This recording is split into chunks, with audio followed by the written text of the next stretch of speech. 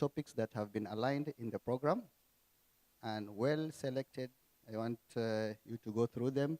And basically, it's almost like a snapshot of the respiratory medicine, all the way from oncology and the common diseases that we see commonly.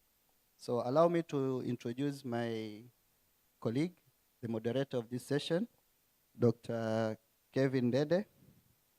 We've been together with Daktari for many years. We schooled together in our undergraduate, postgraduate. So he's a consultant physician, practicing and also in education. He's a lecturer, senior lecturer at the Kenya Methodist University in Meru, HOD in the physiology department, and as I said, practicing physician and also did preventive cardiology. Karibu Daktari.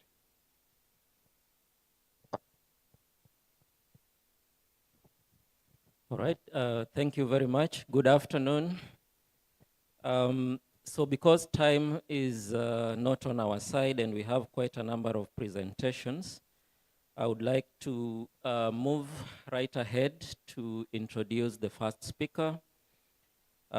She's known to many of us, an educator like myself, Dr. Gladwell Kiarie. Dr. Gladwell Kiarie is a consultant physician and consultant medical oncologist practicing at the Nairobi Hospital.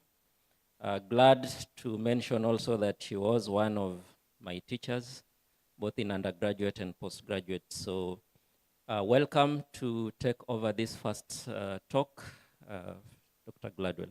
Karibu.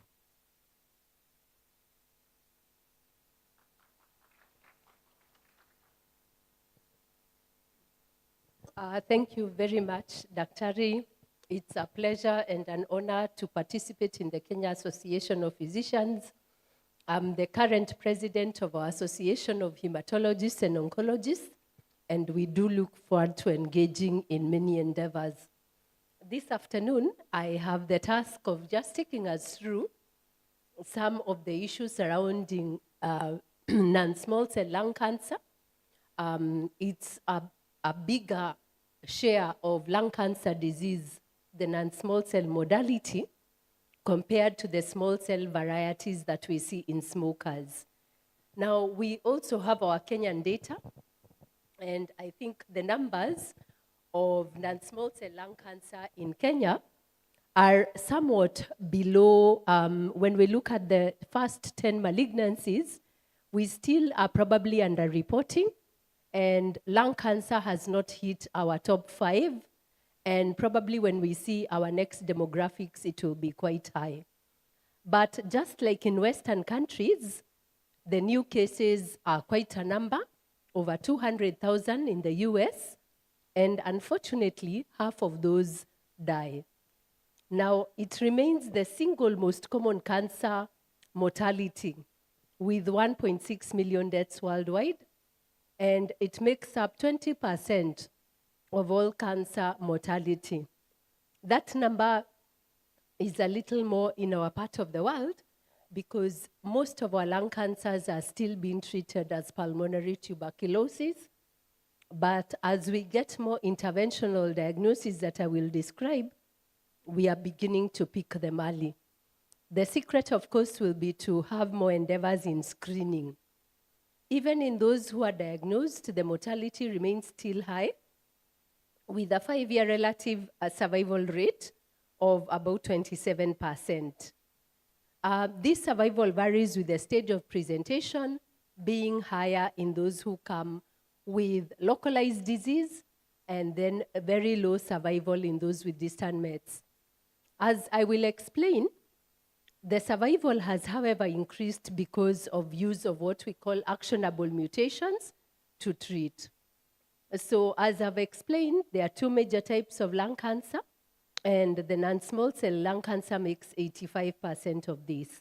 Of these varieties, we have adenocarcinomas, squamous cell carcinomas, and what we call large cell carcinomas. Now, cigarette smoking is the leading cause of lung cancer. However, there are several other risk factors that we talk about, like air pollution, occupational carcinogens. I'll talk about as radon, for example, in factories of plastics, and also what we call genetic susceptibility. There is also a description about poor diet, which is interesting, and probably that alludes to the diets that are rich in red meat and very poor in vegetables and water. There are also patients who actually have no history of smoking, and I'll describe some of them later on. Over the last 10 years, there's been a lot of new research, what we call the molecular translational studies, that lead to a lot of improvement in the outcomes of non-small cell lung cancer. Small cell lung cancer is mainly driven by chemotherapy still, although we do have many more, antibodies coming up, atezolizumab, durvalumab, after we treat them with platinum etoposide combinations. So those are some of the maintenance therapies that we give patients even with advanced disease, and some are actually surviving much more. So increasing age, a history of tobacco use, especially people who've smoked for very many years, and this is not, also includes pipes and cigars. Second-hand smokers, people who live with smokers for many years, and people who've worked with asbestos, arsenic, chromium, beryllium, nickel, and other heavy metals are also at risk. Patients who've been previously radiated, like if you've been treated for breast cancer, for thyroid cancer, previous lung cancer, are also at risk. And as survival of some of these malignancies is increasing, breast cancer patients are living long enough to get second lung cancers. So radon exposure is also a big risk. It also said that the radiation exposure we get from imaging, and also the people who live in the Chernobyl area, Hiroshima, Nagasaki, up to date, still have a lot of malignancies, including lung cancer. So a family history, now we are seeing children of parents who got lung adenocarcinomas getting lung cancer. Lung cancer is one of the malignancies described as non-HIV malignancies.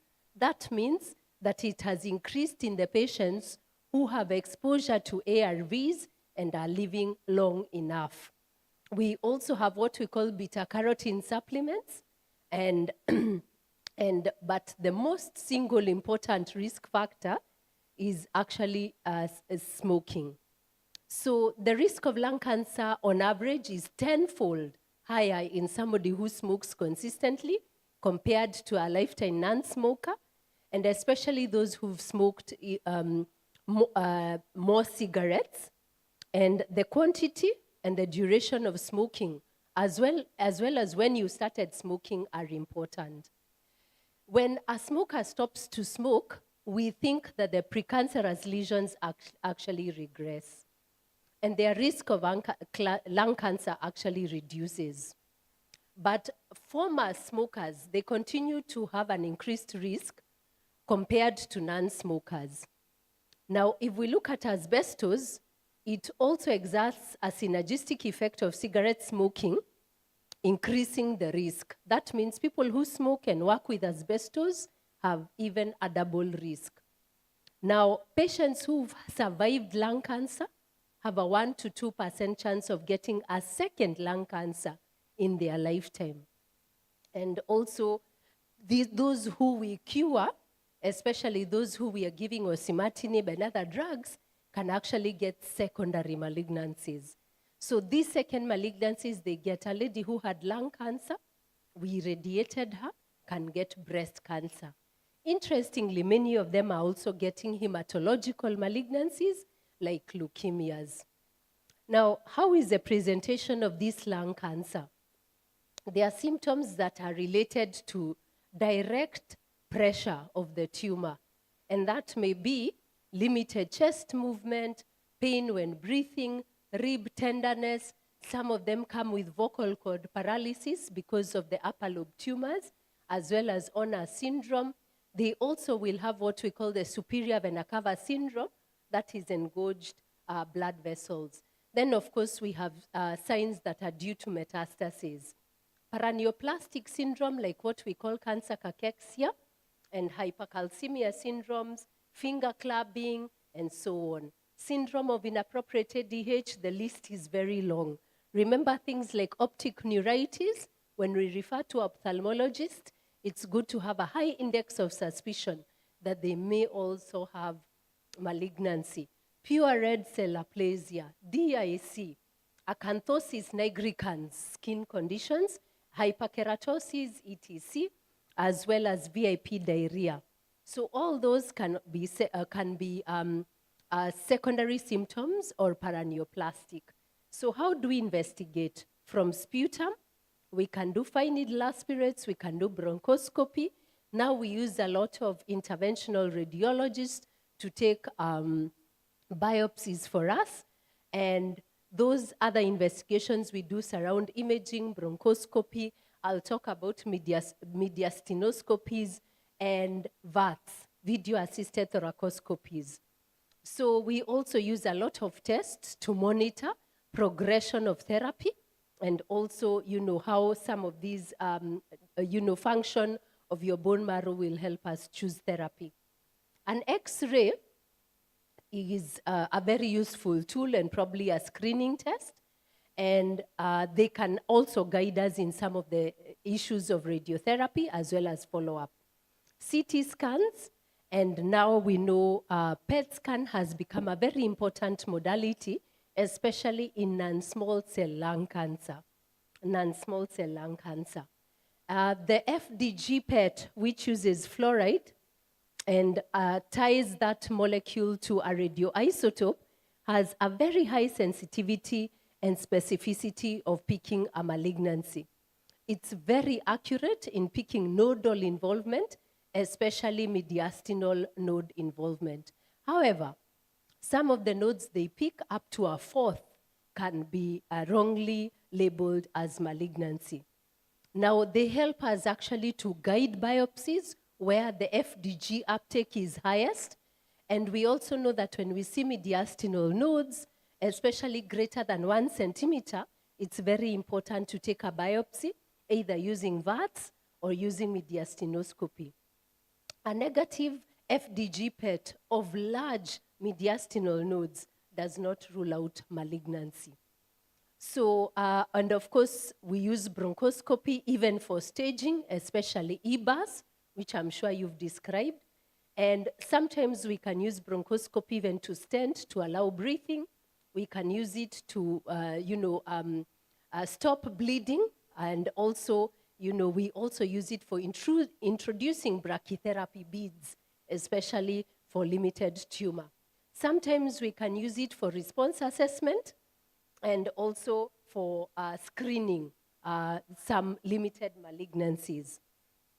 So we've talked about how in the world today, forecast improvement of imaging has helped us to stage better, to be able to detect earlier, and also to have treatment response guided by AI-driven radiomics, advanced MRI, novel PET tracers, as well as analyzing some of those images, adopting low-dose CT scans for screening, as well as integration of PET imaging with CT scan and with MRI, especially for brain imaging.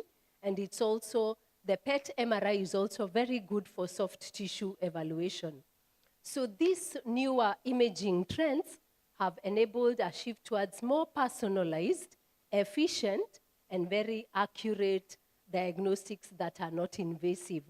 And those are some of the ones that I've spoken about. The AI-driven radiomics, they use artificial intelligence, they help us to analyze imaging better. So we have better diagnostic precision, better scoring. In fact, there are ways in which we score AI-driven imaging. It's called AUC. There are advanced MRI techniques that we call contrast-enhanced MRI, and they really help us differentiate between benign metastatic lesions and also be able to, they sometimes actually compare to PET imaging. We also have the PET MRI I've talked about. Now we are having real-time navigation, which is robotic assisted. bronchoscopy. It has an integrated cone beam CT scan, which helps real-time 3D imaging. This is very good for precise biopsy of very small lesions that we picked up in PET CT scanning. We also have other tracers in PET imaging, and I may mention that PET started as imaging, and now we have PET-driven treatment, where we attach radioisotopes to certain treatment modalities, especially for neuroendocrine tumors and other special malignancies. So we use them to identify tumor in diagnostics, but now we identify tumor and attach treatment modalities to them. We also we have perfusion imaging, which helps us to evaluate tumor blood volume, vascular permeability, and sometimes we use this perfusion imaging, especially when there is a bit of lack of confirmation histologically. So people with lung malignancies require brain imaging.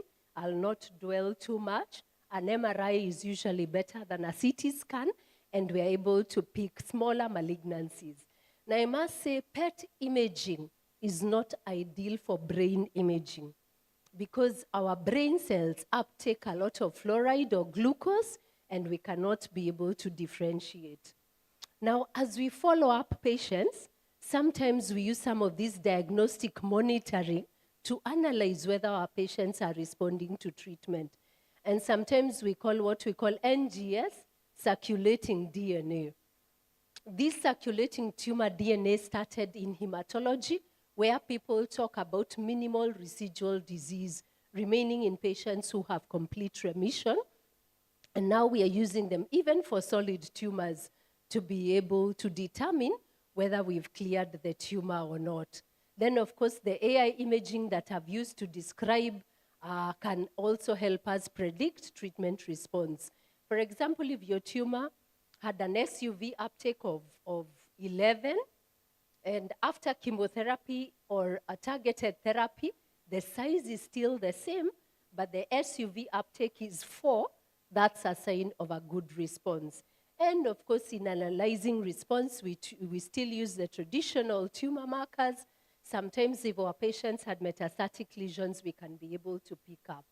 I'll just dwell on some of the staging of lung cancer, non-small cell lung cancer, and we can see the 5-year survival patterns. The earlier the disease, the greater the survival, and you can see that dismal survival of stage 4 disease. However, patients with stage 4 disease with actionable mutations are surviving for years now. So the term theranostics is very common in non-small cell lung cancer, where we use therapeutics and diagnostics to be able to get a personalized pharmacotherapy and be able to sequence some of the treatments. There is also what we call NGS, which helps us to identify epigenetic mutations as well as oncogene driver mutations that have become potentials for targeted therapy. So what happens, we may begin with treating a patient with chemotherapy. There is now combination with immunotherapy, especially for some of the positivities of tumor mutation burden, PD-L1, and so on. And by the way, all those are locally available. Sometimes not in our hospitals, but we can be able to take the tissues to some of these laboratories where they can do that for us.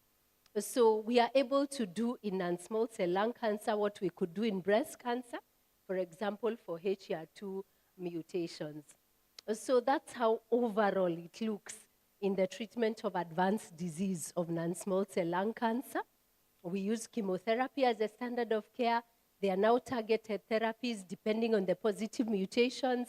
And of course, we also have immunotherapy. Now we select those based on the histological type. Like, for example, I spoke about squamous, adenocarcinoma, and large cell tumors are treated differently. These are some of all the molecules that we do.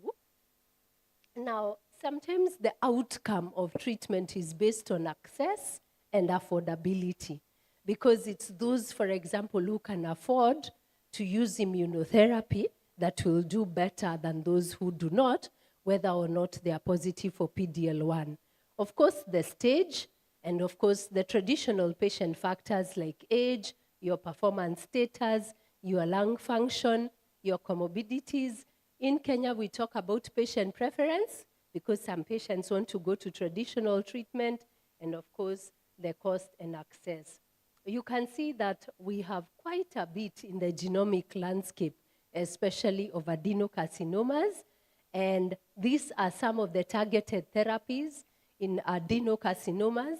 For example, the HER2 mutation in a patient with lung cancer, we now can use things like trastuzumab deruxtecan, which is Enhertu, trastuzumab pertuzumab, which is Phesgo. ALK-mutated tumors can be put on alectinib, brigatinib, which crosses the blood-brain barrier, lorlatinib, and crizotinib. All these actually are available, can be available in Kenya. For example, crizotinib, in fact, we even have generics. If you're positive for ROS1, that's what we'd use for MET mutations, for TROP2, something like sacituzumab govitecan, we use even for triple-negative breast cancer.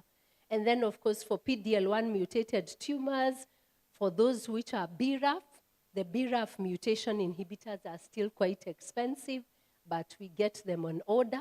And of course, our favorite mutation, the EGFR, where osimertinib has some of the best outcomes. Now, it's very interesting. If you have different EGFR mutations, we have to use different drugs like afatinib, and this one we call amivantamab. Amivantamab is also available. It comes as an IV formulation. We have KRAS mutations, and of course, in future, we think we shall even be using vaccines. So I just put this up because I've concentrated a lot on the systemic disease, but I just want to touch on a little bit on patients who we want to operate. These are the markers. We don't operate on patients with effusions, lateral body invasions, for example, of the rib, encasement of great vessels, and of course, involvement of the carina and trachea, nerve paralysis, mediastinal lymph node involvement, etc. These are some of the guidelines on some of the, the molecular tests that we did. I think I've talked a lot about that. And also, some of the molecular tests again, and the choices that would choose first. The interesting thing is the sequential treatment has become very guided by the sort of molecules that you have. If you're PD-L1 and EGFR positive or ROS1, sometimes there are certain advantages of using the EGFR blocker before the PD-L1 blocker. And sometimes we use alectinib, we use crizotinib. As I've said, some of these drugs are even available with generics. And that is what I've talked perioperative treatment. And now there's also data for using adjuvant immunotherapy after surgery. So that's what I've mentioned about. Some of these targeted, you can see that amivantamab, we use for certain EGFR mutated combinations, and patients are actually doing very well. We have the KRAS G12 mutation, which was previously undruggable. We had no targeted drugs, but now we have sotorasib, which are other drugs that have been used for other malignancies. Emerging actionable targets for people who didn't have any drugs, like the MET exon 14 SPIC mutation, we can use some of those drugs, and in future, probably even continue to use antibody drug conjugates. For example, the Enhertu, the trastuzumab, the deruxtecan. And some of these, if you're HER2 mutated, we can use certain lines of treatment sequentially. My time is up. I just want to talk about lung cancer in never smokers, because in our setup, this has become very common. And the problem we shall have in people who never smoke is that we have to have a high index of suspicion with somebody with respiratory symptoms and may have lung cancer. And so those are some of the new directions. a great investigation into resistant mechanisms. A patient can use osimertinib and get resistant and move on to something else, but how can we prolong and make use of these drugs for longer periods of time, avoiding resistances to overcome, to improve their disease-free periods. Thank you very much. Thank you very much, Dr. Kiarie, for that elaborate presentation. Now, we can note any questions that might be there so that at the end of the session, we will have the presenters back and we'll have a brief Q&A session. Now, I would like to quickly invite our next presenter, Dr. Jacqueline Kagima. Dr. Jacqueline Kagima is a consultant physician and pulmonologist based at the Kenyatta National Hospital. She's going to talk about asthma, the local scenario in Kenya, and how we can adopt the GINA guidelines into our practice. Now, in the interest of time, we'd like to request subsequent presenters that watch our timekeeper so that you pace yourself appropriately. Thank you. Good afternoon. I'm waiting for my slides. But as I wait for them to come up, yes, I did send them. My talk is really to talk about GINA guidelines. Basically, where are we with regards to Kenya? How are we doing? Are we doing okay? And if we're not doing okay, what can we do to improve? So my talk is really raising a lot of questions that a lot of us have. So that's the topic, asthma care and treatment in Kenya. What adaptations to the GINA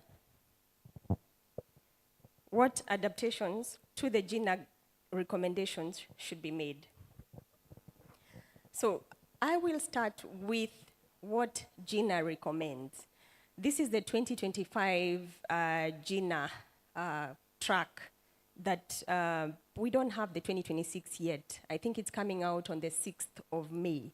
Usually that's when our GINA guidelines publishes their guidelines. But this is the last one that we are using that was adopted. And if you look, we have two tracks. I know you know this. Track 1 is where you use the preferred controller and reliever, both two in one, basically. One inhaler that has both. And then in track 2 is where you have a controller and a reliever. Anytime you use the reliever, you must use the controller. So track 2, you basically have possibly two inhalers. You have a reliever and a controller. And it insists that anytime you use the reliever, you must use together with the controller. So for physicians, this you know. We have steps. Steps 1, 2, in track 1, which is combined. And basically, we support using low dose ICS for Meterol. Then we have step 3. Step 3 is MAT, where we have, basically you continue to use the low dose. Then step 4, you use the medium dose. And in step 5, you introduce other drugs that help you. And if you look in the track 2, step 1 and 2, step 1, reliever only, but they insist that anytime you use the reliever, I need to repeat that, you must use the controller. And then step 2, you put the patient on a low dose maintenance. Step 3, same, low dose. Step 4, medium dose. I just want you to note that we don't have high dose ICS anymore. So for those of you who are using Foralin 800 BD, please note that we do not recommend any more use of high dose. We are at low dose, and if not, you introduce the other medication. So what are the GINA 2026 core updates? Basically, AIR approach. If you forget everything I say, just remember AIR, anti-inflammatory reliever. It's the holy grail in asthma. You must use your anti-inflammatory.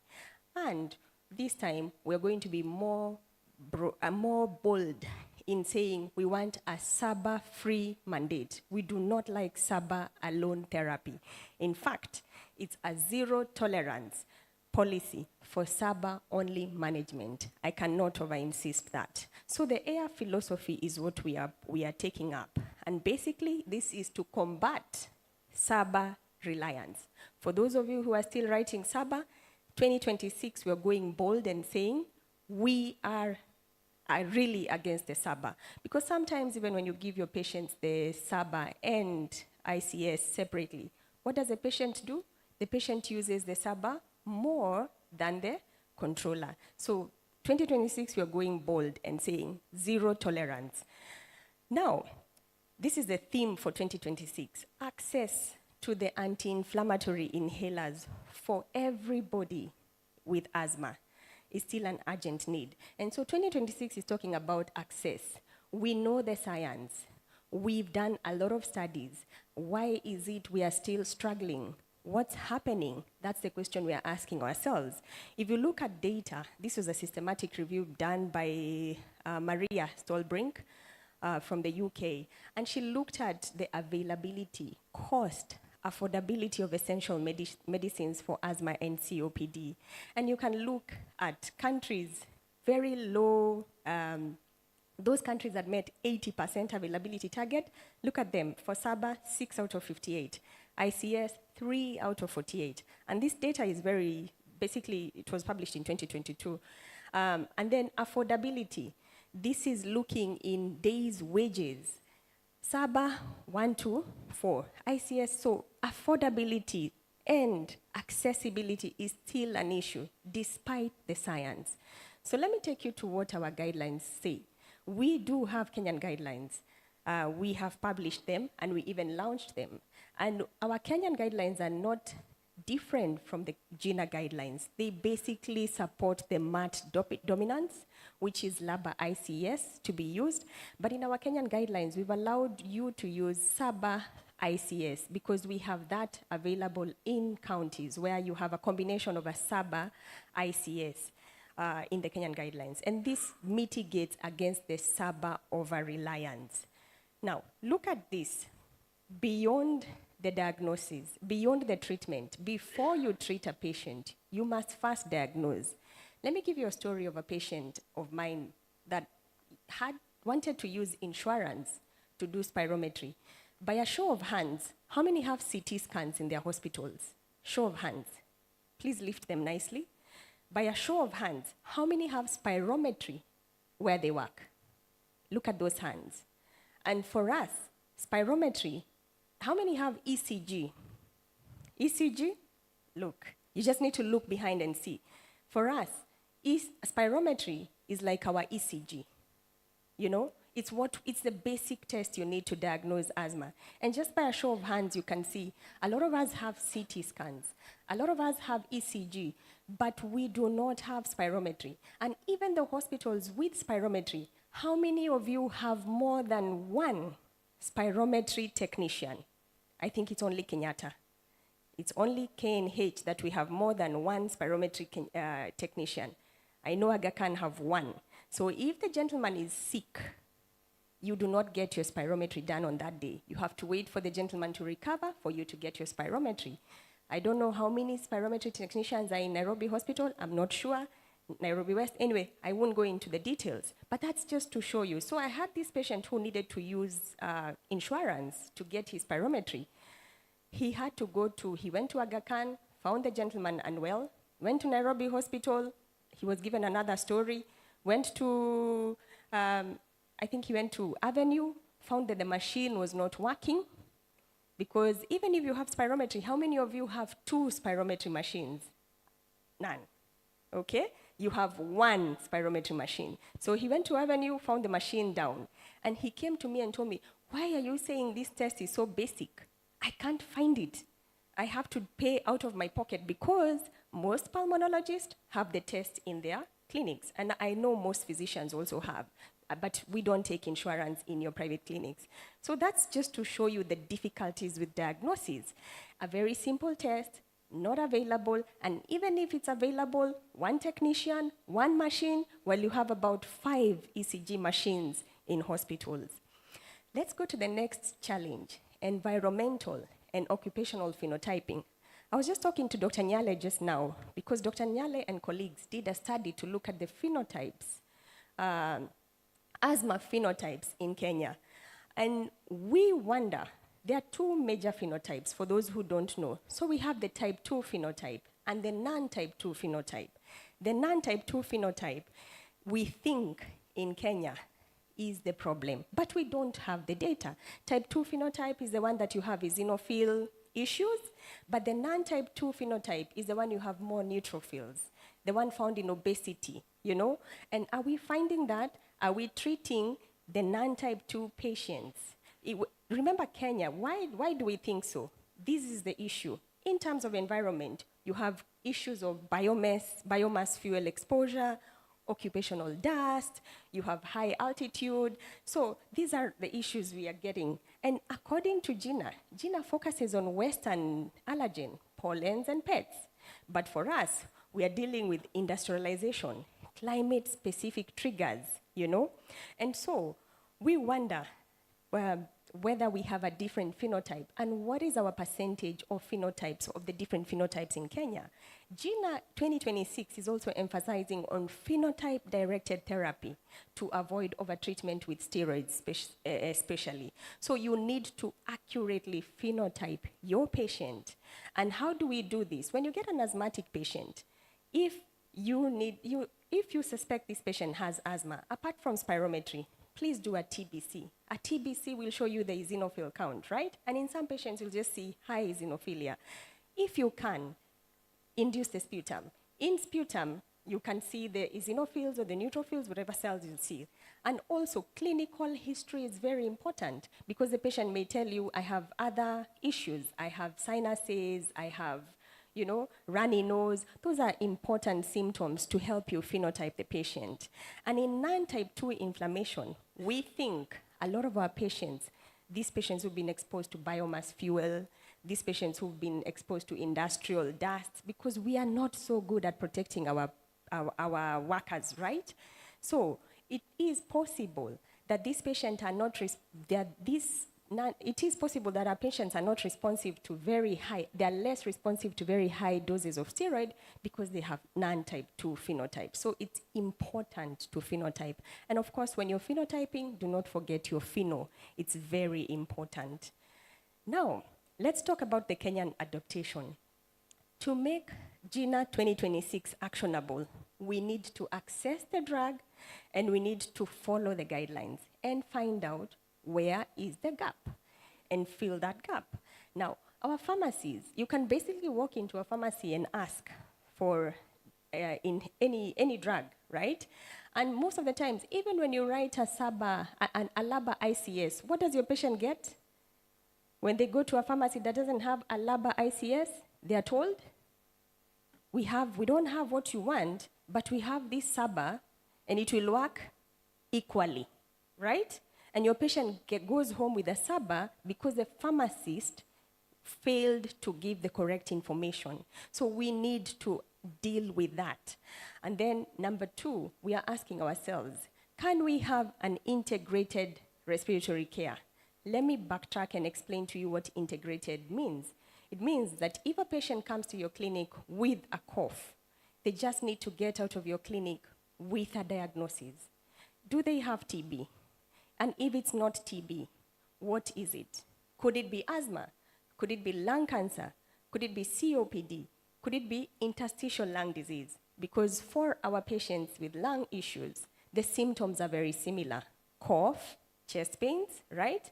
These are very, very common symptoms for all our diagnoses.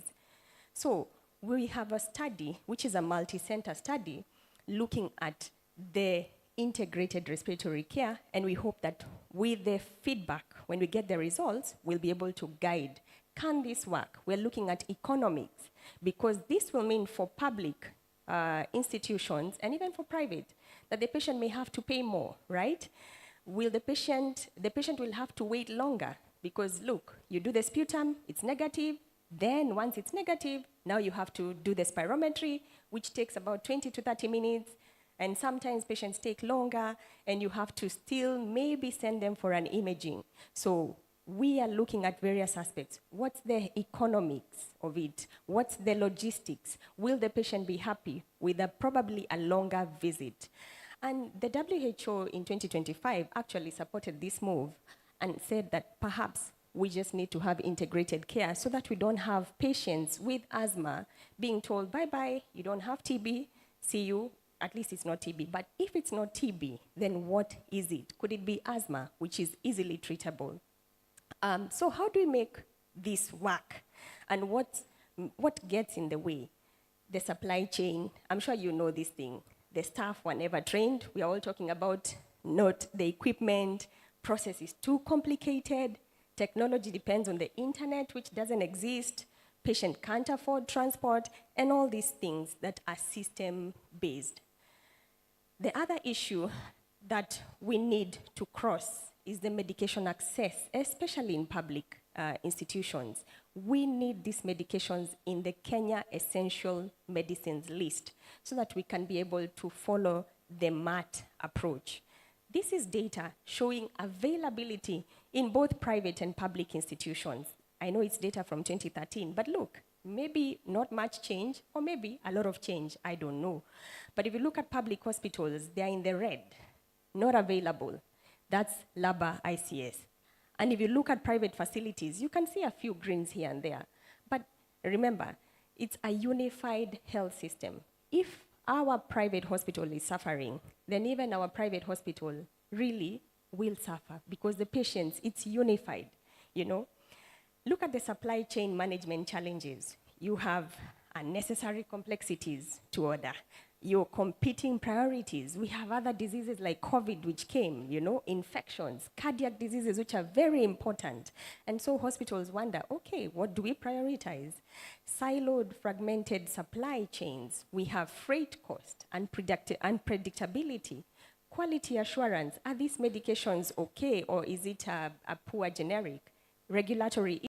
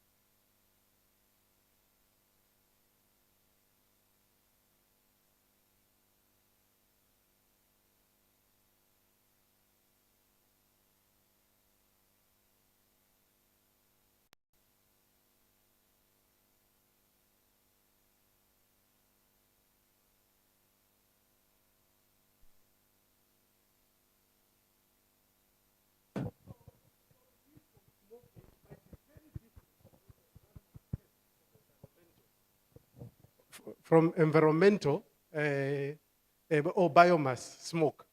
It might be very different from what people get when they get infections. So we've got those new code names that now you'll have to learn, that we've got COPD D, which is for development. We've got COPD C, which is from smoking. We've got E from environment. Oh, these are not my slides. And we've got a G for the genetic one, yeah? So you can change those. So this will allow us actually to be able to categorize the different aspects of COPD, and actually this will be able to advance the science in COPD. Just go ahead. The second thing that is new is that we are really pushing for early pickup of COPD. Because you remember, before we used to define it as a progressive chronic disease that's associated with progression of shortness of breath and symptoms all the time. Next slide, please. Oh, it can move, yeah?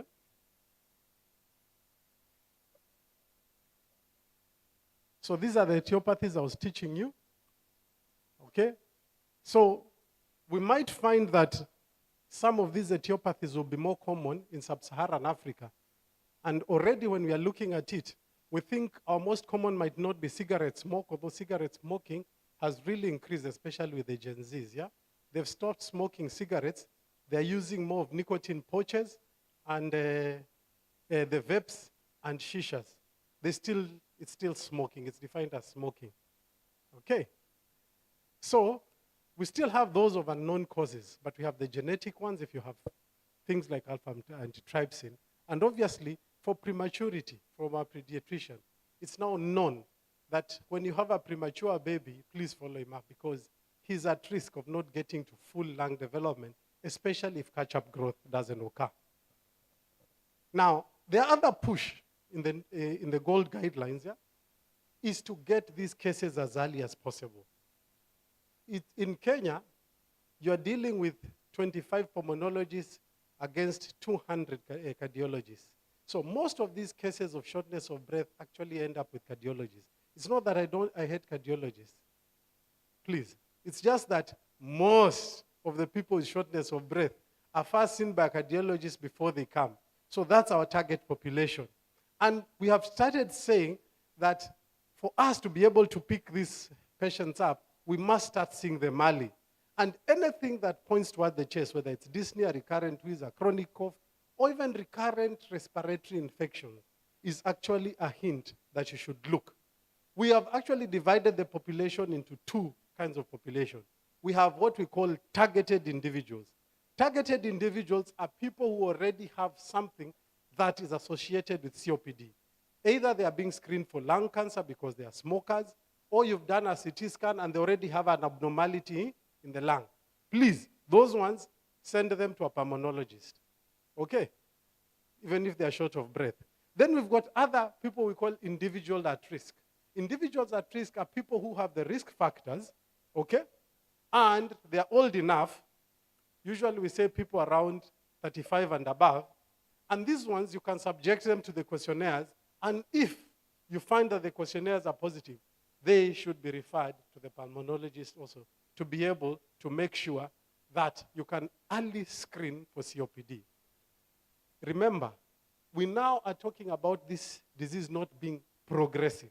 Because if we pick them early and you intervene early, you can slow progression and actually sometimes even get an improvement of their lung function. There are also other terminologies that you're going to be seeing.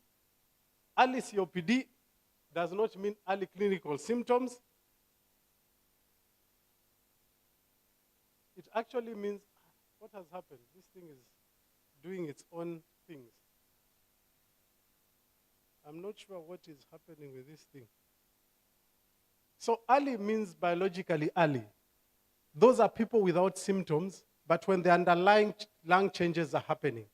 So it's the second. Biologic early is what we call early COPD. I'm not sure why it's not giving the things. Mild COPD means an obstructive, so a spirometric mild defect, not mild symptoms. Okay? Pre-COPD are people with early symptoms now.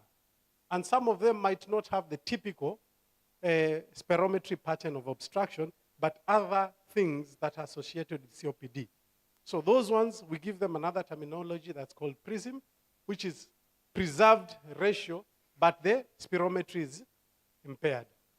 And then we've got COPD in young people. Usually COPD in the West is for old people.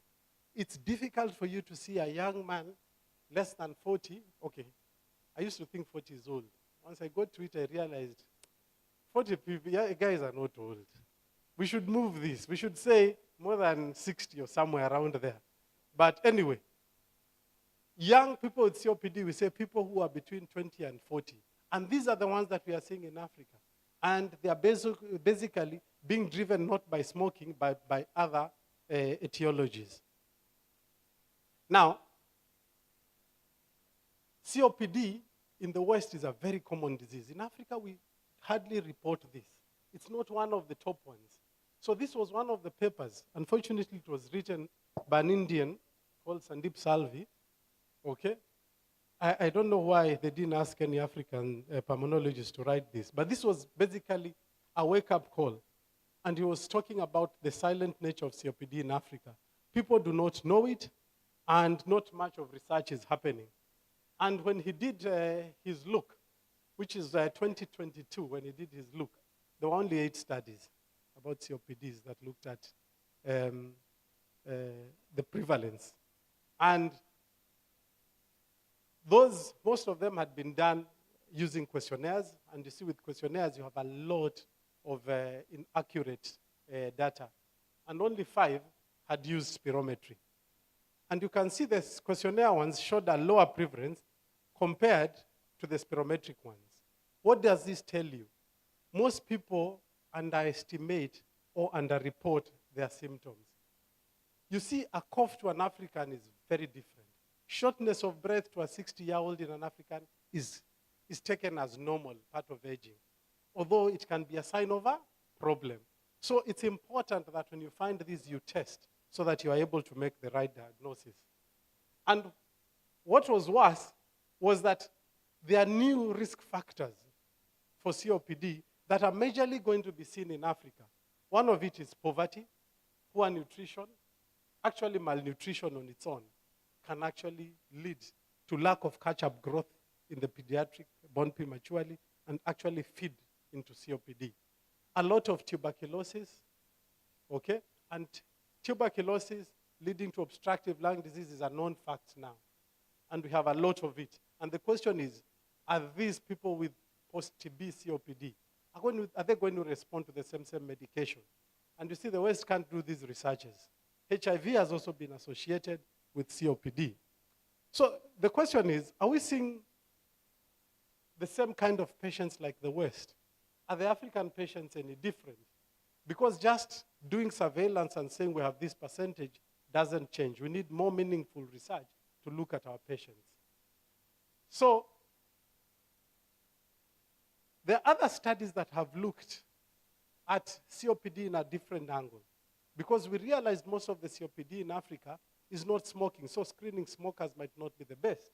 And one of it is this that came from the Aksum School of Nursing, that basically looked at other papers in other respiratory diseases that actually had spirometry. And in those spirometries, some were scored to have COPD. So these are the studies in Kenya. They were not COPD studies. These patients had other things. Some had had COVID, some were being treated for asthma, some had other lung conditions associated with HIV, but when they looked at the heterogeneity, and basically they were able to give a country prevalence of about 11%. It looked at all the East African countries. I've also only pulled out the Kenyan data there. It is 11.22% in Kenya. This was another study by Professor Obimbo. It was a meta-analysis of lung disease, okay? And basically did a systematic review. And what he was looking at were, and she found that about 67 abnormalities, and some of them actually have COPD. So that was her conclusion there.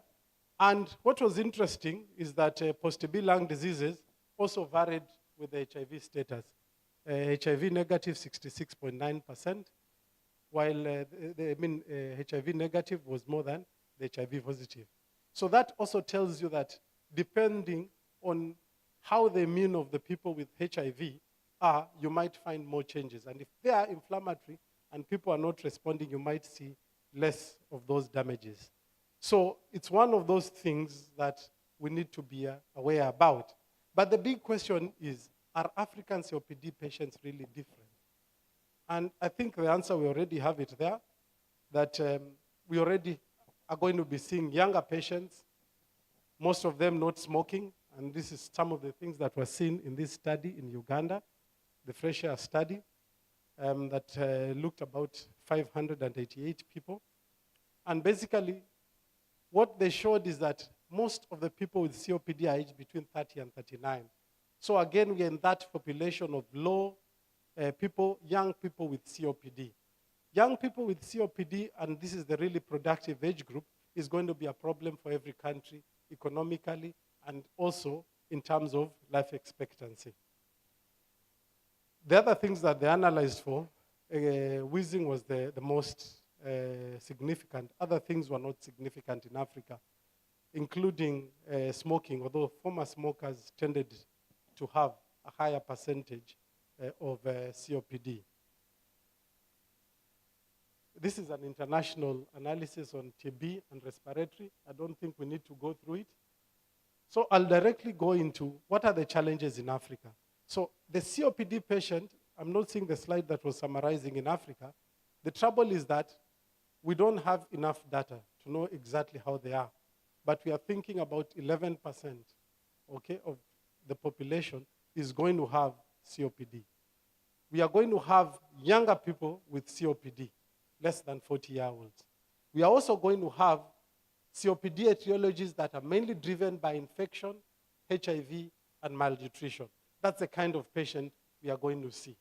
So I don't know where the slide disappeared. What are the challenges in treating COPD in Africa? So this is one of the papers that I participated in writing.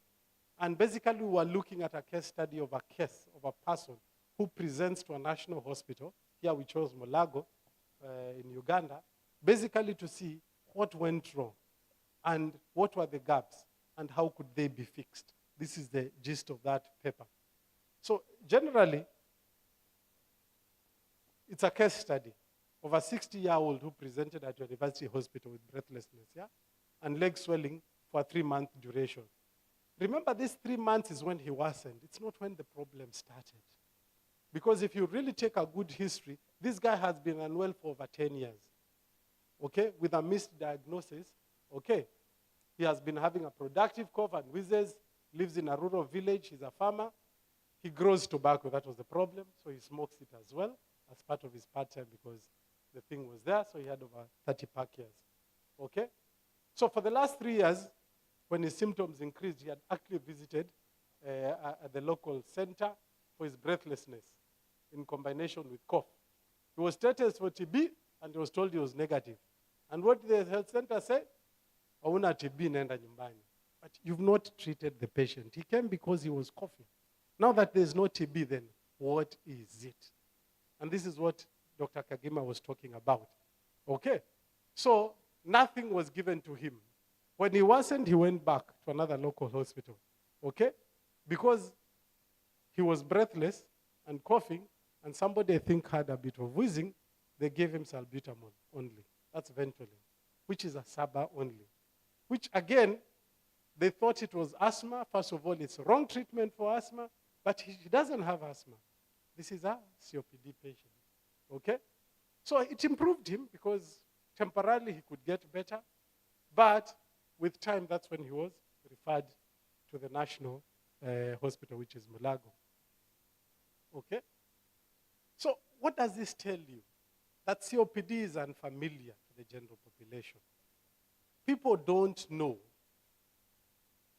If today I asked you, what do they call asthma in your in your native language? How many have a name for asthma in their native language? You can just raise up your hand. What do you call asthma in your native language? Huh? Pumu. It has a name. But what is COPD? Pumusugu.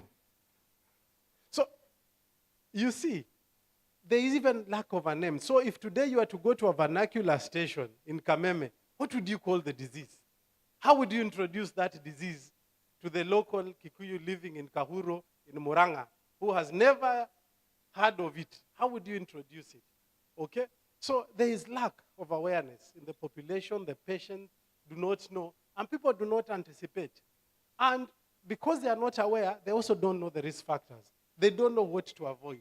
They don't know that smoke is dangerous to them. They don't know that pollution is dangerous to them. They don't know that putting things to rot next to their house can cause trouble to their lungs. They don't know that. Okay? And that becomes part of the problem of not knowing this disease. So even when people, you talk to them, this is the first time they are hearing about COPD. Okay? At the University Hospital, he was found to be in moderate respiratory distress. He could not speak in full sentences. He was using accessory muscles. BP looked okay. Pulse was okay. Respiratory rate was high. Okay, and temperature was okay, but the saturation was 70. Okay, I think this is typical. We see these kinds of patients in Kenyatta. They walk into your office and you do the oxygen and you look at the patient and he's talking to you. You look again at the SP machine. It's busy alarming. So it's the same thing here. Okay. And when you listen, they had the scattered wheezes, okay, abdomen, no hepatomegaly, splenomegaly, ascites. He had a bit of pedal edema. They did a chest X-ray that showed hyperinflation. So he was again, at the outpatient, diagnosed to have an exacerbation of asthma in a national hospital. Given prednisolone, salbutamol nebulizer, diuretics, and oxygen. Now, you've come to a national hospital, and people are still not making the right diagnosis. What does that tell you? Okay? That even where you are seeking this service, people are not familiar with this disease. You actually need to increase knowledge to the doctors and the people who are treating the patients with COPD, so that they can have a high index of suspicion, understand the disease, and be able to diagnose the disease. So the capacity to diagnose this disease is actually low. How do you diagnose this disease? We said you suspect, but spirometry is key, okay? Now, if you already did the survey of how many have spirometers here, so I won't repeat it, but that tells you how many people can be able to confidently diagnose COPD, okay? Other things, knowing that you're supposed to stage it based on spirometry so that you can see how bad the obstructive defect is. And then these others are questionnaires, basically to say the symptomatology of that disease. Okay? The CAT test has been renamed Chronic Airways Assessment Test, okay, because CAT was trademarked by one of the companies, but it's basically the same. So you need this combination for you to be able to make a full diagnosis, so that you are able to stage that person and categorize the person into what category of COPD, because that dictates the treatment. Okay? Now, there are very many factors associated with COPD under diagnosis, from the patient, healthcare, and also the health providers. All these, you need a system that works, a system that can improve patient knowledge, healthcare referral system, and also the provider knowledge. Now, COPD does not only end up in the lungs. It ends up in all other places, okay? Now, remember, if you have complications in all these other areas, you need to work with other people, okay? Osteoporosis, muscle wasting, metabolic disorder, anxiety, and all those, okay? You need to have other specialties coming in to manage this. You will need to know that, have appropriate referrals for these patients with the comorbidities, whether cardiovascular or orthopedic or even psychiatric, so that they can be able to deal with them. Some will require extra tests that might not be available, okay? Now, After that, when he was put on oxygen, his oxygen improved to 84. An electrocardiogram was done that shows signs of severe pulmonary hypertension, hence a CT scan was ordered that showed emphysema. And after improvement, that is when he got his first spirometry, and that's when his diagnosis was made. So even at the National Hospital, when people present at the casualty, it takes them a day to 3 days for them to be able to get their diagnosis right. Okay? So currently, it's quite difficult making this diagnosis. I always come to the CT scan because it's one of the places that we are doing so much. Whenever I see patients coming to me, they have done at least 3 CT scans. People have seen abnormalities. Nobody has thought about COPD. Nobody has tested them. It's one good entry point that we can use because everybody seems to have embraced it. Treatment goals are the same: reduce symptoms, reduce risk. Treatment is determined. I'm running out of time. But once you've diagnosed, you remember, you review, you readjust treatment. But treatment is determined by the category the person is in. So you have 3 categories, A, B, and E, as I had shown earlier. You also have non-pharmacological management, like smoking cessation, physical activity, that should actually happen appropriate to each and every patient with COPD, and also vaccinations, yeah, including COVID, yeah. People should still get, there's still COVID going around. You remember February, there was a bit of COVID going around, so they should get that, and a booster also for pertussis and respiratory syncytial virus if they're in B and E category. So these are the inhaler medications that basically you can give for each category. Category C was merged with D, and it became E because of the higher number of exacerbations. And now note, before we used to say 2 or more, now it's 1 or more, okay? In that past 1 year, then they already qualify for E, and they qualify for a Lama-LABA combination, okay? There are other additional therapies that we give these patients with COPD, including antibiotics, including phosphodiesterase inhibitors, and newest biologics, including dalipumab, yeah? But now you've got to phenotype your COPD.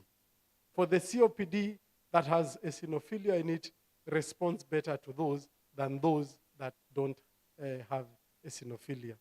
So again, COPD is not one bag. You need to phenotype the patient and basically be able to give the appropriate treatment.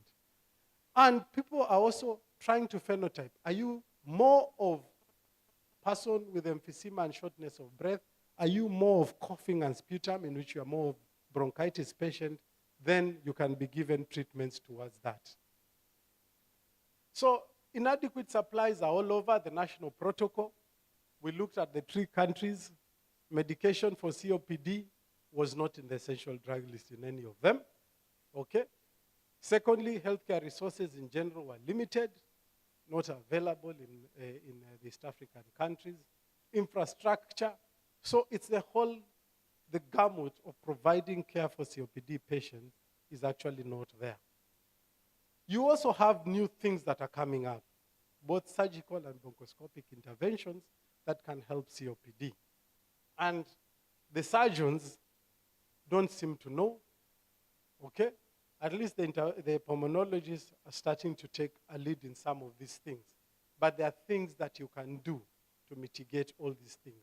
For people with chronic mucus production, you can actually do a nitrogen cryospray and actually remove the crusted mucus. Okay? For exacerbations, you can denervate, or if they have bullae, you can do bullectomies. For dyspnea, again, if it's a big bulla, you can remove it, or you can decide to put springs or coils. There are other questionable treatments. So alpha-antitrypsin can be used if people have antitrypsin. Antitussives, really not much evidence, although people give it. People feel better when they cough and you give them a cough syrup. If you don't, they don't like you, but it really doesn't help them. People tend to use a lot of vasodilators, especially if people have pulmonary hypertension. no evidence. Opioids, if people are getting to the stage that now it's end stage and they're having a lot of anxiety, it can calm them, and it actually makes them feel much better. It has a high-like effect. There are those that help with mortality, and these are the ones that help with mortality. The rest really don't, okay? So the ones that help you with mortality and can reduce your mortality, triple combo, smoking cessation, pulmonary rehabilitation, oxygen, NIV, and lung volume reduction surgery. Those help with mortality. These are the evidences. Self-care programs are good, no evidence that they work. Integrated programs are good, moderate evidence of benefit. Some of the interventions, there's this REST, which is really an initiative of Pan-African Thoracic Society. It's not happening in Kenya, but it's gold partnering with PATS, and basically is to raise awareness in COPD, train doctors, and they've basically chosen some of the African countries that they think they lag behind, including Nigeria, Ethiopia, Cameroon, Burkina Faso, and Rwanda, okay? I think when they looked at Kenya, they thought, Kenya, we are doing well. Finally, there's a lot of AI. Okay. And AI is a thing that we can't escape, and also in COPD, it's one thing that is coming in. And we think it can help us a lot, yeah, in terms of being able to integrate all these things, etiotypes and all this data, so that we can develop a big data set that we can actually even look at our patients and have learning models that can predict treatment and outcomes to help in decision making. So there are a lot of applications that are coming up. I know even, they're called what? The iPhones already, they have an oxygen testing thing, and some of them will come with all these things that you can be able to enter your data, and it can tell you when to go for screening. I think that's basically it. So in summary, COPD is a global problem, but it's rapidly increasing in our setting in sub-Saharan Africa. It is complex, it's unknown, okay? Both by the public and also by the healthcare workers, okay? There's a lot of risk factors that people are not doing anything because they don't know them. We need to educate them, okay? We think household air pollution can be one of the big ones in Africa, okay? And other things that are big in Africa, including HIV, malnutrition, and TB, okay? And we think the government needs to take active measures, policy decisions, to actually get a program going on for TB. And the last one, obviously, is we can use AI to our advantage so that we can easily be able to analyze this. So I think that's the end of it, yeah? That I've basically said the same thing. So I think that's the end of the presentation.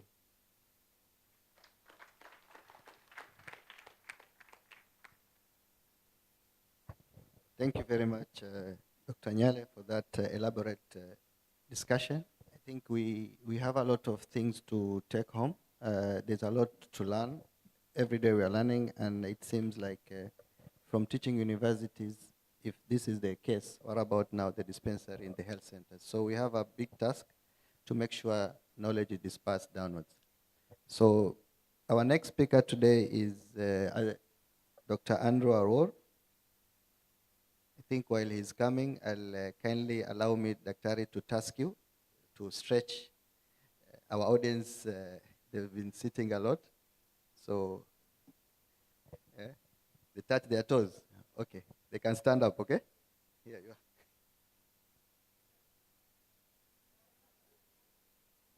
So let's stand.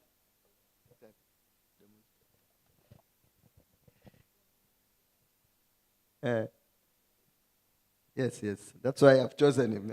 Eh? Okay, let's go down. Be careful, don't hit your head.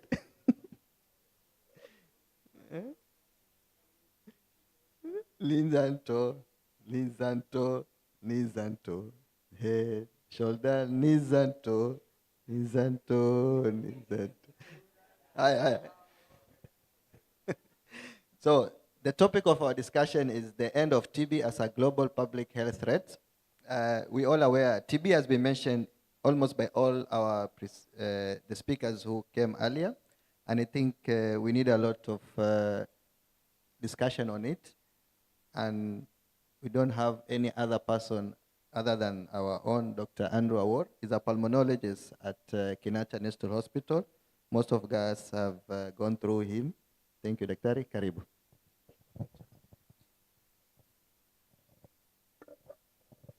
Good afternoon. Good afternoon again. Gives me great pleasure to be in front of colleagues. Wonderful ambience at the coast. A lot has been said by my colleagues. I'm going to try and make this really short. You've heard about TB year in, year out. So I'm going to try and save the organizers some time. And also to continue making sure that my colleagues favor me more than the rest for taking the shortest time. So I was given a very long topic. The end of TB as a global public health threat. Where we are and what needs to be done to get there. And then I was told to maintain the theme of the conference, which is AI. I have no conflict of interest to give this presentation. Quickly moving into it, we'll go a little bit about the global and then the local perspectives, just to see what has been going on. Last TB report, 2024, so that's 2023, 10.8 million people died. Actually, were found to have TB. So that's the highest number recorded in history. Since we have a good vaccine for COVID, TB now again is the world #1 infectious killer. Once again, we have about 400,000 cases of drug-resistant TB and only about half on treatment. And then you've heard about the things going on globally. So funding, gap for R&D, 75%. We are behind 75%. USAID closed shop, so this has made it really difficult in terms of diagnostics and vaccine investments. What about Kenya? Unlike my previous speakers, here we are doing well, okay? TB, we are doing well. Unfortunately, we still have TB, so that's not a good thing. But what are we doing? Our case finding after the COVID, I think during COVID, TB notification dipped a little bit, and I think because the efforts to try and get these cases had diminished significantly. A lot of resources had been put to try and combat the COVID-19 pandemic, but our cases, 2022, 90,000, 2023, 105,000, 2024, 110,000, 2025, I have an official data about 96,000. So for us to actually be able to achieve our end TB targets, we need to get about 140,000 cases a year, and that's where the physicians come in. This is the good news. TB in Kenya, 2026. So Kenya has actually reduced the incidence by 41%. Target is 50% for ending TB by 2030, but Kenya is actually approaching that 50% milestone that has been set by the WHO. So that translates to a 66% death reduction in terms of deaths attributed to tuberculosis. So with regards to Kenya, we are really trying in terms of bringing down our incidence rates. However, they are still missing cases. Now, globally, only about 68% of cases are diagnosed and 32% are said to be missing. And these people who are missing are the ones who continue to cause continuous community spread. They're the drivers of community transmission. What about Kenya? Kenya, we only about 20. We are globally 68. See that? Kenya, 77 case notification. So for us in Kenya, again, we need to probably clap for ourselves or pat ourselves in the back for the work that we are trying to do. And keeping in mind that these were the years when donor funding was there, we hope that we'll be able to sustain this with the donor funding cuts. So undiagnosed cases, 23%, and we have to try and get an extra 23,000. So our case notification needs to be in the range of 120 to 130,000 cases a year for us to actually be able to end TB as a global health threat. Why do we have these missing cases? Majority of the health facilities still use smear microscopy to try and make a diagnosis of TB. Smear microscopy only gets about 50%. So we need to try and increase, especially in children and people living with HIV. Lots of TB is missed in that group. But I am encouraged that physicians are able to pick these cases. Then there are patients who are lost to follow-up, just because of our systemic inefficiencies within our healthcare system before you initiate treatment. So yes, GINA test is a rapid test, but it takes some time to get the results. And then there's this subclinical TB or incipient TB that is increasing. That these are patients who are not really sick, but they're actually transmitting the disease. And I'll come to this later on. They do not present with classic symptoms, but when you do their images, you'll see they have changes in their lung. One of the recommendations, and I hope everybody knows about this in this room, universal access to molecular diagnostics. Without this, we're not clearing TB. But I'm happy to say that I think the whole country is covered in terms of GINA testing, especially in the county and sub-county hospitals. I know health centers are still a challenge, but why do we insist molecular first? 90% detection rate, and that was GINA. We now have GINA Ultra, so it's 95%. Rapid resistance, it checks for both TB, if it's there, and rifampicin resistance. So you're able to know whether there is resistance. And the WHO this year has insisted for equitable care that children and HIV patients should or must not be left behind with regards to molecular diagnostics. And with regards to children, you can now use poop. You can use stool to actually spin it and check for TB, because as you well know, small children will not cough or they'll usually swallow their sputum. So these are tests that can actually be done. It's been expanded. Stool is now being used. Nasopharyngeal aspirates can be used. Gastric aspirates can be used in children to try and just confirm the diagnosis rather than the way it is right now, where 80% of children are actually initiated on treatment clinically. Another advantage is it's a same-day diagnostic. But this is, I'll say it's same day, but most of the time, because they batch the tests, patients will usually get their results the next day. This test runs for about 2 hours in that machine. Get it, put in the cartridge, add the diluent, and it's an automated test.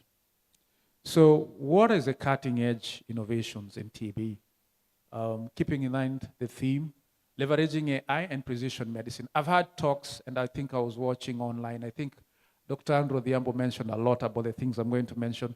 Our teacher here also mentioned about some of the innovations. The innovations are not being left behind for TB.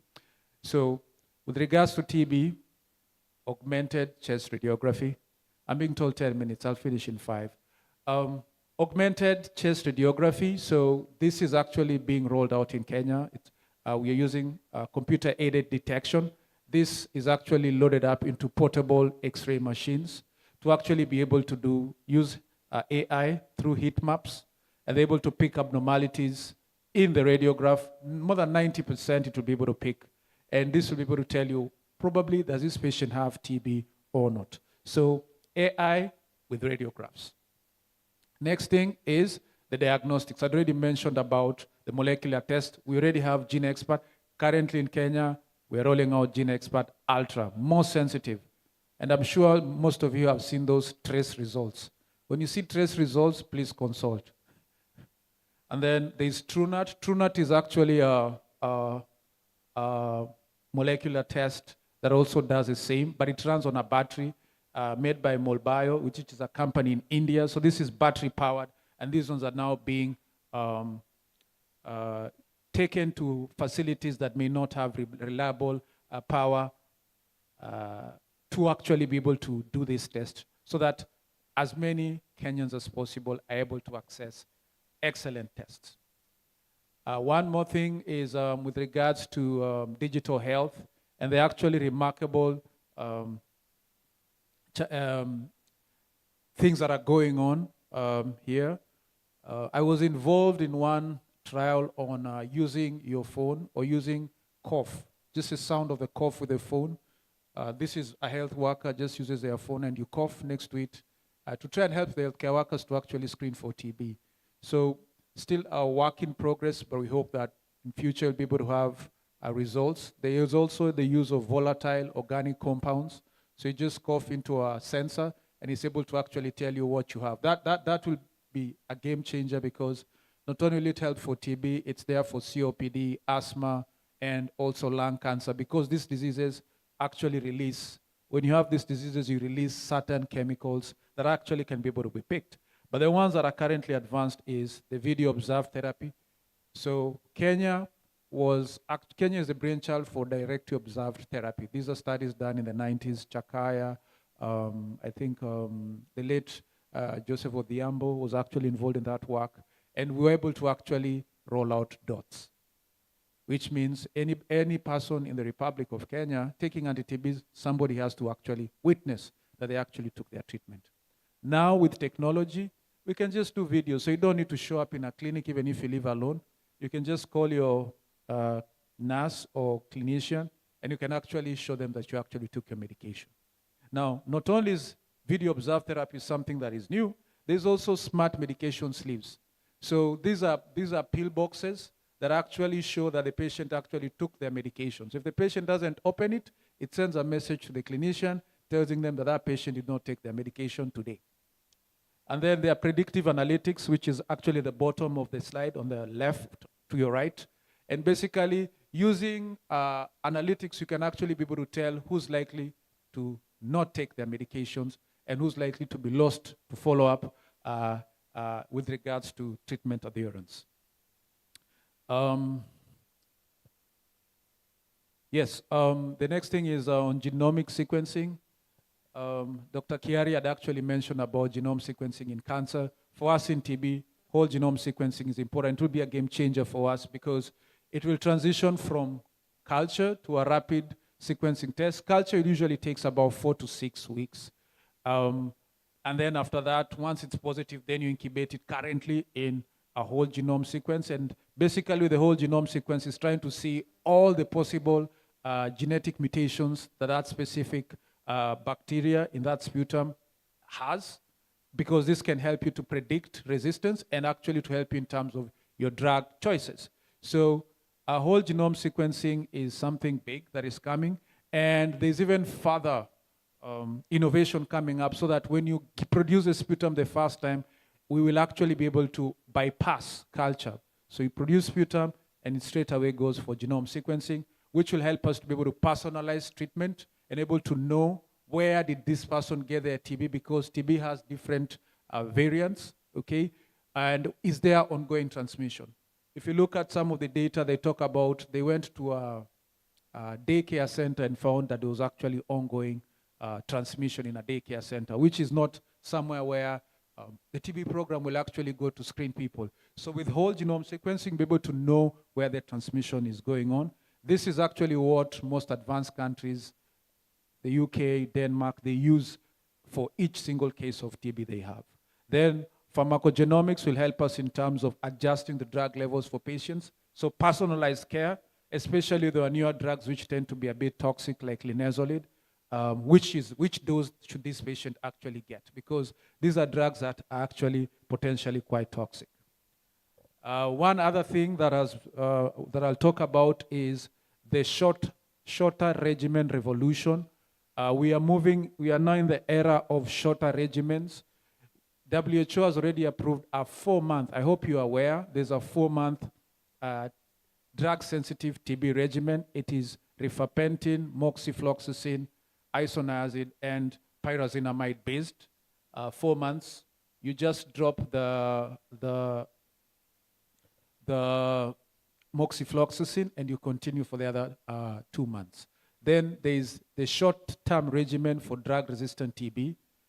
This was studied mainly in South Africa and later on also in Eastern Europe.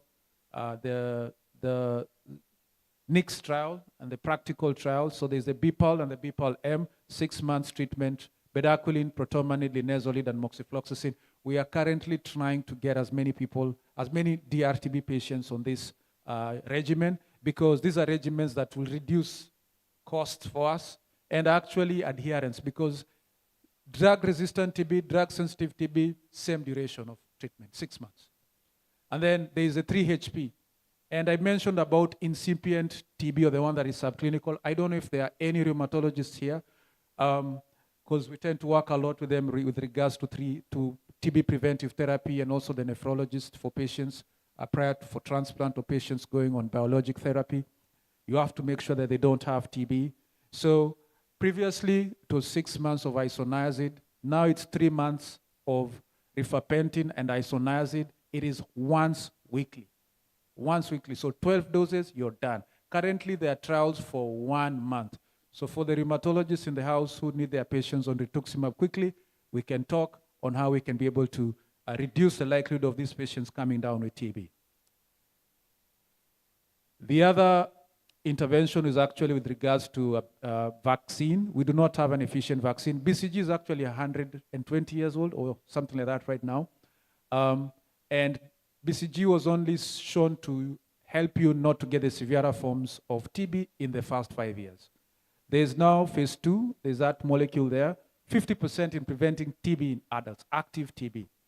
Phase 3 trials are being done in Africa. There's actually a trial being carried out in Western Kenya. Manufacturing is now happening within developing countries. And if these targets are achieved, we should be able to help to actually achieve our goals of reducing TB. Roadmap. So the challenges that we have right now, most of our TB services are donor funded. So we'll need to increase domestic utilization. And that's why things like SHIF or SHA are now there. High reliance on smear microscopy. This one we are tackling by making sure that everybody gets bacteriological confirmation by the molecular tests. And then there's catastrophic costs. This is still a big problem. And then low uptake of TB preventive therapy. We now have 3 month and actually 1 month regimens for TB prevention. Active case finding.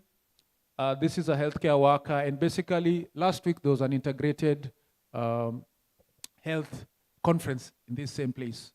And basically what we're trying to do is to equip community health promoters to actually be able to use AI to actually have a toolkit where they actually screen not only for TB, but other non-communicable diseases, and even COVID, as Dr. Nyale had mentioned. So you check blood sugar, check the blood pressure, screen for TB, screen for COVID, and actually be able to impact care of our citizens through prevention and early detection. So what are some of the proposed models? This is from the conference last week. So for financing, social health insurance will have to be integrated, especially with primary health care. Service delivery, we had vertical TB clinics. We're now moving towards integrated healthcare. And then with regards to governance, previously only public sector, we now want to have a multi-sectoral approach, private and public. Elimination, for Kenya, CAD AI, Gene Expert TrueNut, 100% molecular testing. If we can do that by next year, we'll be in a good place. Introduce vaccines by 2028, and by 2030, we'll have moved from 41% to 90%. Thank you.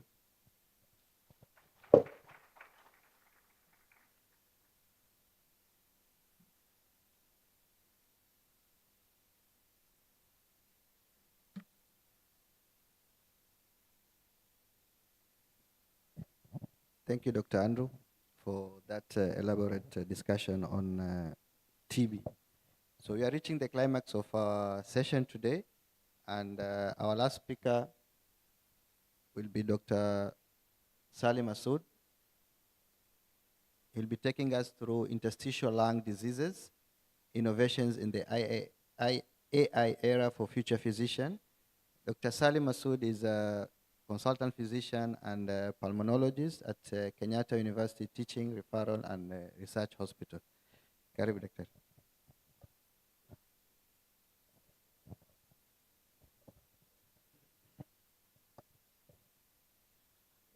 Thank you, Dr. Faraj. This is the last talk, I think, for the day and for the whole conference. So my understanding is if you give somebody a list of things to memorize, they're most likely going to remember the first and the last. So I hope this is going to be effective and you're going to remember this session as you go back home. So I don't have any conflict of interest, so I was tasked to talk about interstitial lung disease. So this group of diseases is actually not one disease. This is an umbrella term which consists of more than 200 distinct lung disorders. And these disorders have an overlapping clinical presentations, overlapping radiology, overlapping, some of them also have overlapping pathologies. And they're not just overlapping amongst themselves, they're also overlapping with other lung disease. So they mimic more common respiratory diseases in terms of clinical presentation, radiological presentation. So that brings a lot of challenge in trying to make a diagnosis. And these challenges cause delays and can lead to permanent lung injury and damage. And we really need to try and figure out how we are going to change this so that you can have an early and accurate diagnosis that will help in preserving the lung outcome and patient outcome. So mostly we depend on radiology and pathology, but radiology is very subjective and it has inherent inter-observer variability. And histopathology also is invasive and also resource intensive. So as the theme of this conference, we are putting our hopes in AI in trying to revolutionalize and change this environment so we can have a quicker diagnosis. And this is already taking place in radiology. We have a revolution in radiology in terms of making diagnoses in not just interstitial lung disease. Already seen that in lung cancer. Dr. Owuor just told us about TB and the rest. So the same applies to interstitial lung disease. So it is AI is objective and is able to quantify lung parenchymal disorders instantly. It's also able to detect these abnormalities when they are very subtle, and it's objective and can be standardized, and is able to flag patterns accurately before even radiologists maybe have not picked them. And also, you know, with subjective radiology interpretation, there's also cognitive load when you have to look at so many pictures in a day, and that can also have an impact on your efficiency. But AI and machine learning don't have such a problem. What they said in the morning, how their effectiveness at the beginning is the same in the middle and at the end. They don't have any social issues. They don't have school fees to pay or fights at home. And this usually helps a lot. So this has already been mentioned, radiomics, and I mean, this was mentioned, I think, yesterday in an oncology talk, and also today. Basically, what it means is you are converting images into objective digital data. And because images, if you look at the images, can be very subjective even to radiologists, but radiomics is able to objectively analyze the data. So it gives numbers to the images by looking at the texture, shape, intensity, decomposition, and pixel distribution. This is very important, especially if you are looking at follow-up of these patients. The numbers, if even there's a minimum or change in the numbers in terms of pixel or texture or shape of the image, the machine is easy to pick. It's very easy to pick. A lot of the time, when we are following up these patients, you realize that the person who saw the patient in terms of a radiologist at the beginning of the year is not the same person who is going to see the next image at the end of the year. And there might be a lot of variability in the interpretation of these images. So AI with radiomics will be very objective. It's not going to depend on one radiologist, or it's going to be subjected to bias of different radiologists looking at different scans. So then the other thing which has come up is combining radiomics with genomics. And basically what it means is you can actually be able to identify genetic mutations in your images before even you do the genetic testing. And this is just integration of radiomics with genomics.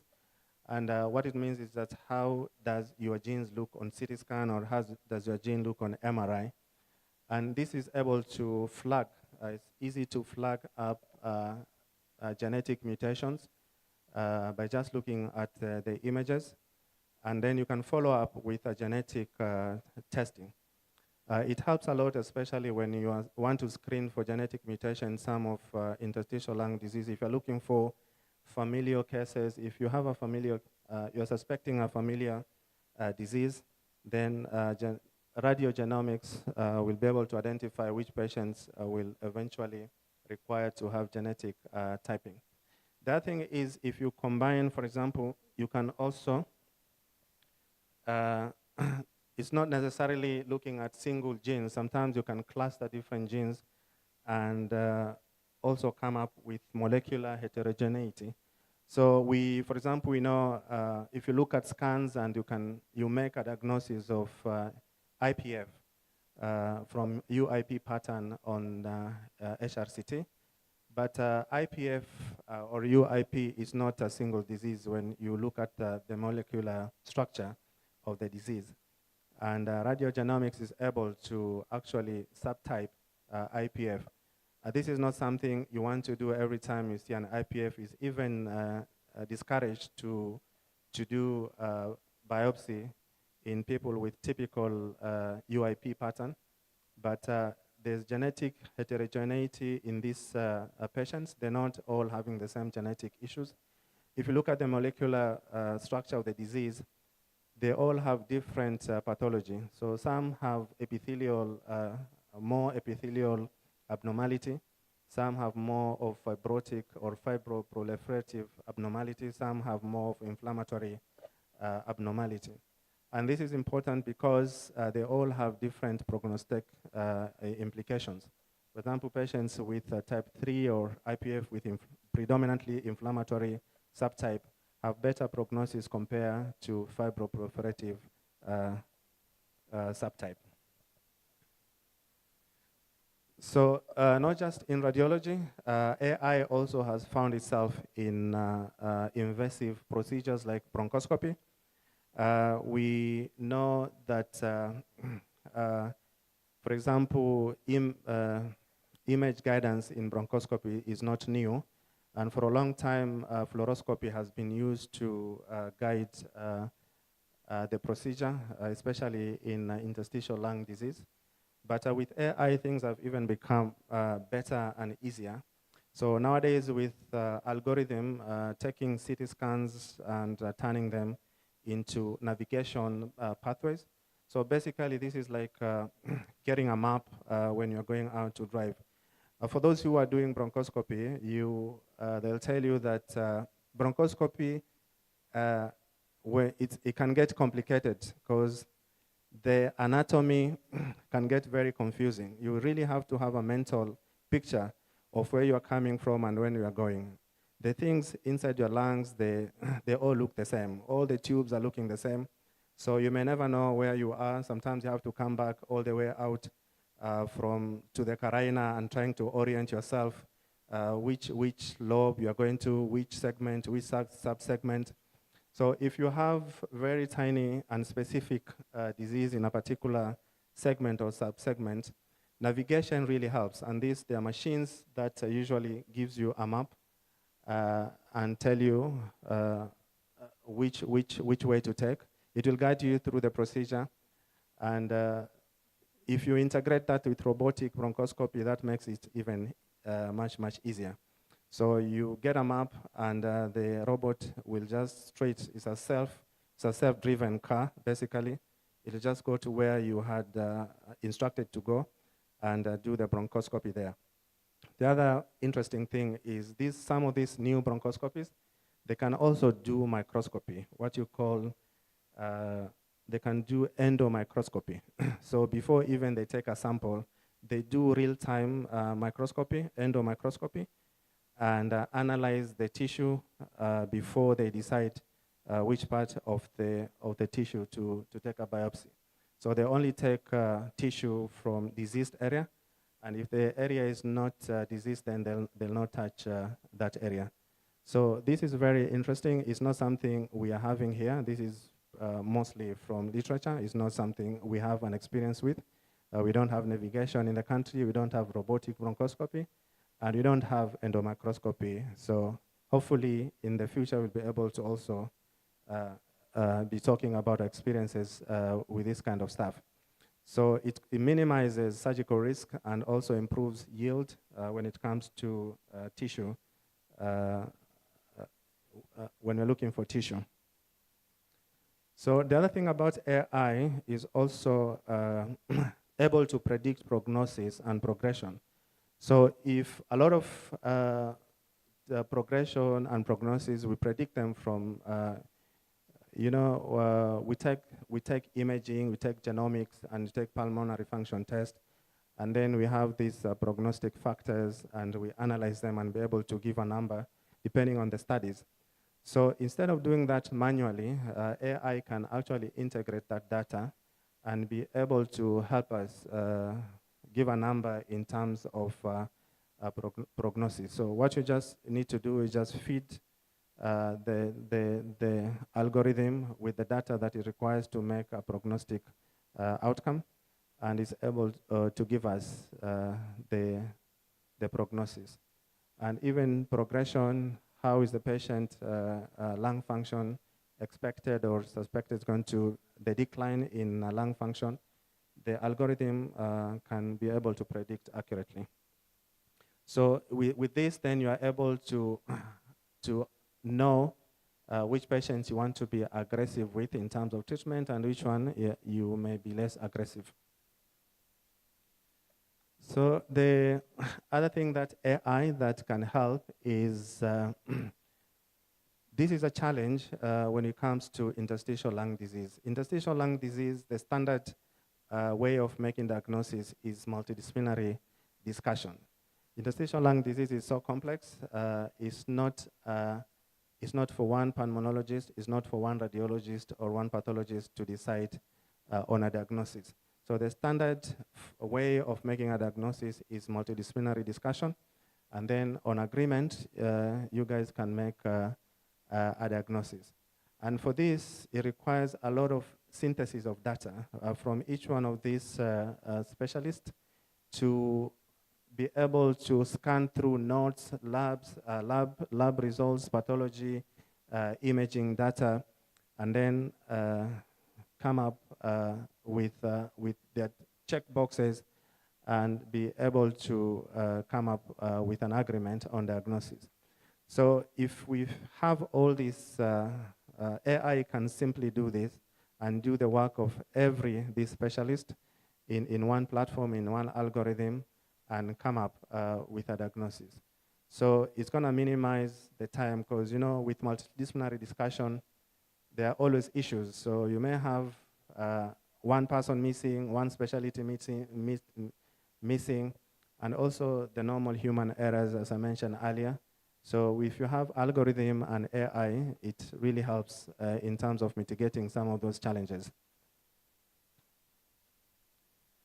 So these are some of the algorithms which are being used both in research data in the world for multidisciplinary assessment of interstitial lung disease. So apart from AI, the other new, because I was asked to talk about new updates in interstitial lung disease.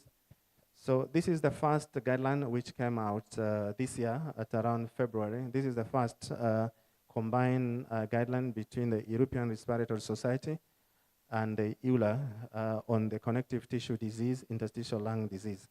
So a big part of interstitial lung disease is associated with connective tissue diseases.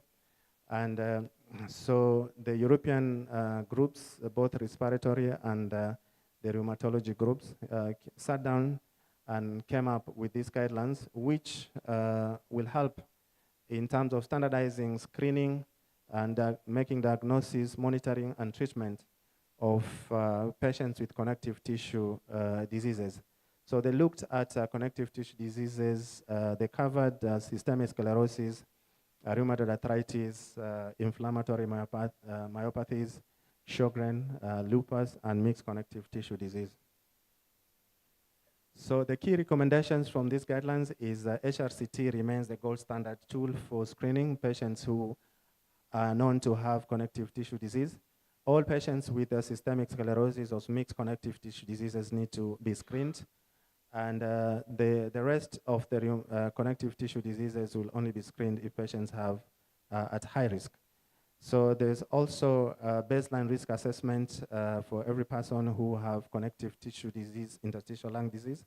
So HRCT, lung function, autoantibodies, ESR, and clinical severity. And then monitoring the recommended lung function test, pulmonary function test, every 3 to 6 months initially, then after that, maybe once or twice a year. And do HRCT every 1 to 2 years initially. But for patients who have maybe having aggressive diseases like patients with myopathy, then they need to have more frequent monitoring with HRCT. So in terms of treatment, so first line for systemic sclerosis, tocilizumab, and the rest mostly is immunosuppressive therapy.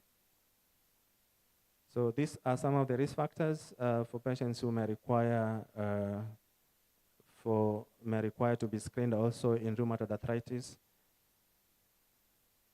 The other thing that new in interstitial lung disease is liquid biopsy, which has also come to interstitial lung disease. So now there are biomarkers which can be used to identify patients with lung injury, patients with connective tissue diseases who may be having lung injury. So before these show up on a CT scan, it can be, these biomarkers can pick an early injury, and it's something which is being investigated, and the biomarkers are being identified.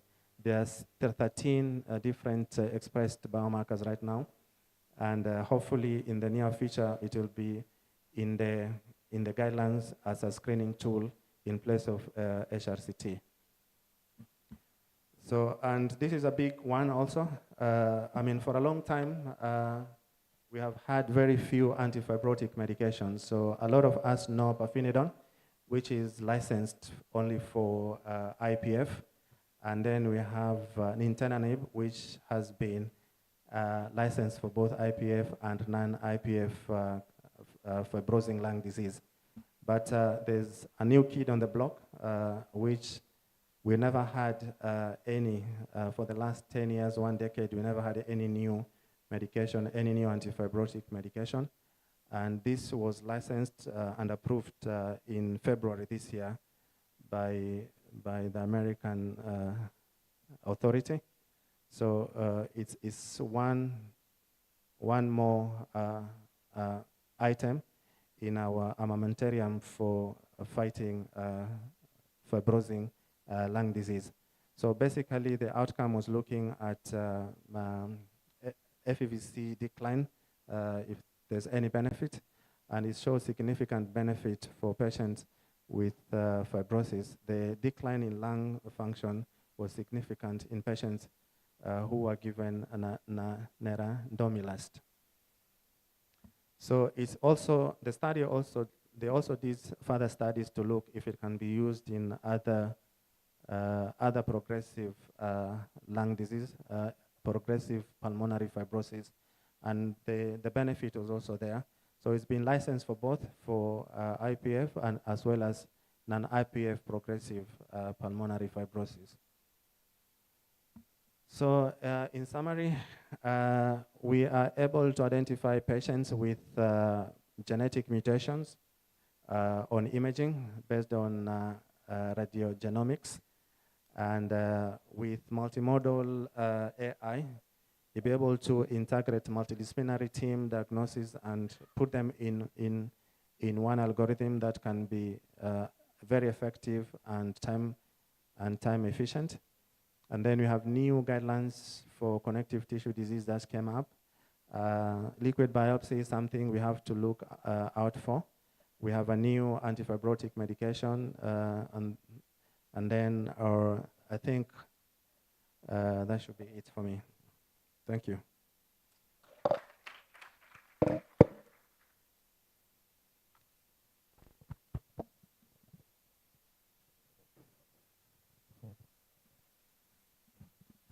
Thank you, Dr. Masoud. I think we've come to the end of our session. Now we'll call upon our presenters to come front. I think chairs will be provided for any questions, comments, recommendation.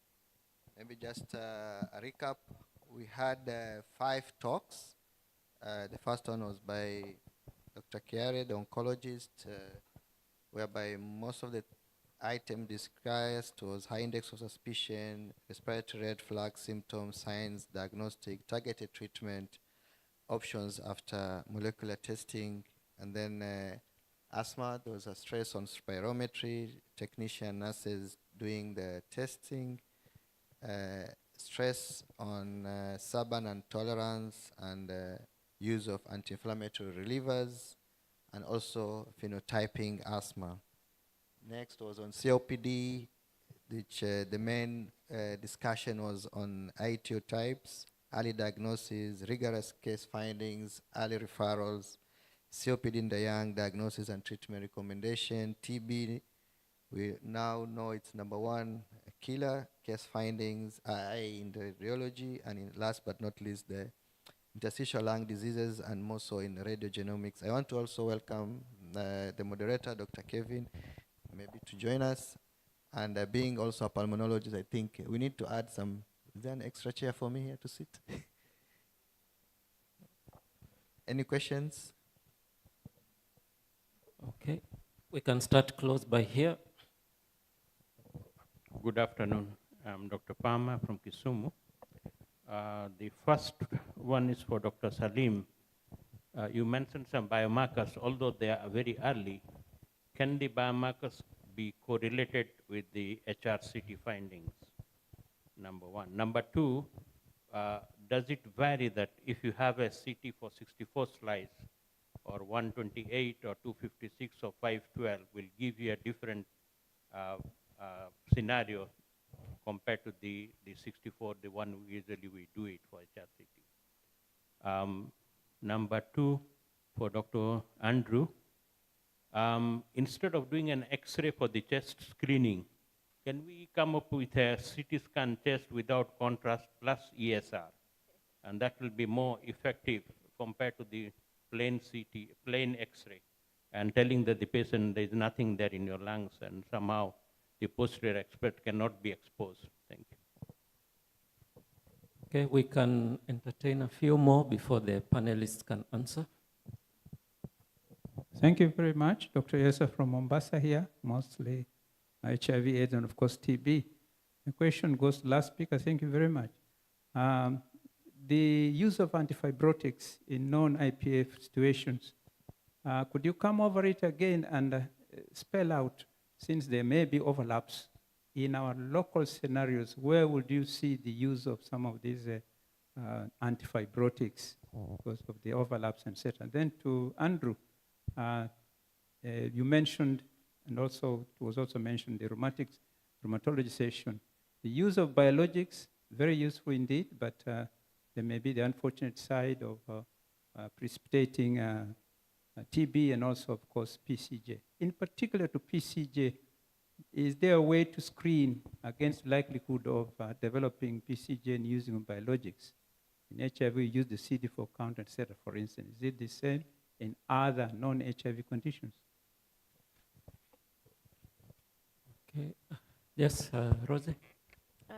This is for excellent presentations. This is for, I think, Jackie and Andrew, even Dr. Nyale. You talked a lot about integrated care.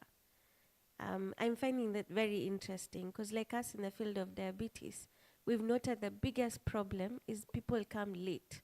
And I was really happy to hear about early disease, and you're trying to change the main mindsets of people, like remove SABA, you know, let's go straight to what is needed. And so there's a lot of work needed to be done at the primary healthcare system. The problem is SHA is not very useful, honestly. So I'm wondering, I really want to learn from you how you plan to do this integrated care services so that I can do the same. Where are you getting the funding and what is your approach going to be? Because every other patient who has diabetes, there's asthma, there's COPD, there's so much undiagnosed out there. So I'm really curious to know what your approach is going to be. Thank you. Okay, I think we can allow them to answer those questions. Then we'll take one more round and we can close the session. Thank you. Thank you, Dr. Palmer. Your question about CT and ESR. Here we are keeping in mind you're talking about the whole country. So patients in Dadaab, they'll be able to have a CT done. Patients in Turkana. So basically the CAD AI actually uses portable X-ray. So this is an X-ray that you carry in your back with a backpack. When you move around, you can go to a nomadic area and be able to screen them for TB. So that's why like CT scan may not be feasible for screening. But CT scan is important for checking complications of people who already have TB. The other question is from our good old, thank you so much for the questions, Dr. Yosa. The questions were biologics. Biologics are good, but remember, especially the biologics that we use in rheumatology tend to deplete your B cells. So it puts you at risk for TB. Not only, actually, we've just been discussing, Dr. Shile, it's not only the biologics, it's all the immunosuppressants. So patients are still at risk. It's just that with the biologic, it is higher. And the rules are, before you initiate a biologic, you must screen the patient for TB. Perhaps going forward, we may need to revise that to any patient being initiated on immunosuppressants need to be actually screened for TB, just like the way you do for your HIV positive patients. Before any patient is initiated on ART, they have to be screened for TB. I foresee a future where all rheumatological disease patients will be screened, because these are the same patients who, my colleagues here will tell you, they've been on anti-TBs and yet they have interstitial lung disease. So it will help us to be able to do dual screening for these patients. With regards to PJP, mainly it's patients who are on corticosteroids are the ones that are at highest risk. We don't see much with the other immunosuppressants, but it is there. You should know. If you put a patient on steroids for a long time, there is a tremendous risk for actually developing pneumocystis pneumonia, just like the way we say they'll get diabetes. And then lastly, to answer Dr. Rosie, with regards to integrated care, in our TB clinic, our patient's blood pressure is taken, the patient's blood sugar is measured. So that's just the start. And what we had advised is bidirectional screening. Currently, what's happening is with lung cancer, that there's bidirectional screening. So patients who are at high risk for lung cancer are screened for TB, and the other way around. For diabetes, because it's a risk factor, all our patients' sugars are actually done in the clinic. And this is something that is trying to be increased in the country. And you know that there's that, under the Social Health Authority, there's primary health care. And under the primary health care framework, there are persons who are called community health promoters or community health volunteers. So basically, the people in public health are trying to see how they can work within that framework of PHC, using the community health promoters to actually be able to give integrated care, unlike the rest of us here who operate in silos. Thank you. I think they've been answered. Did I have another question?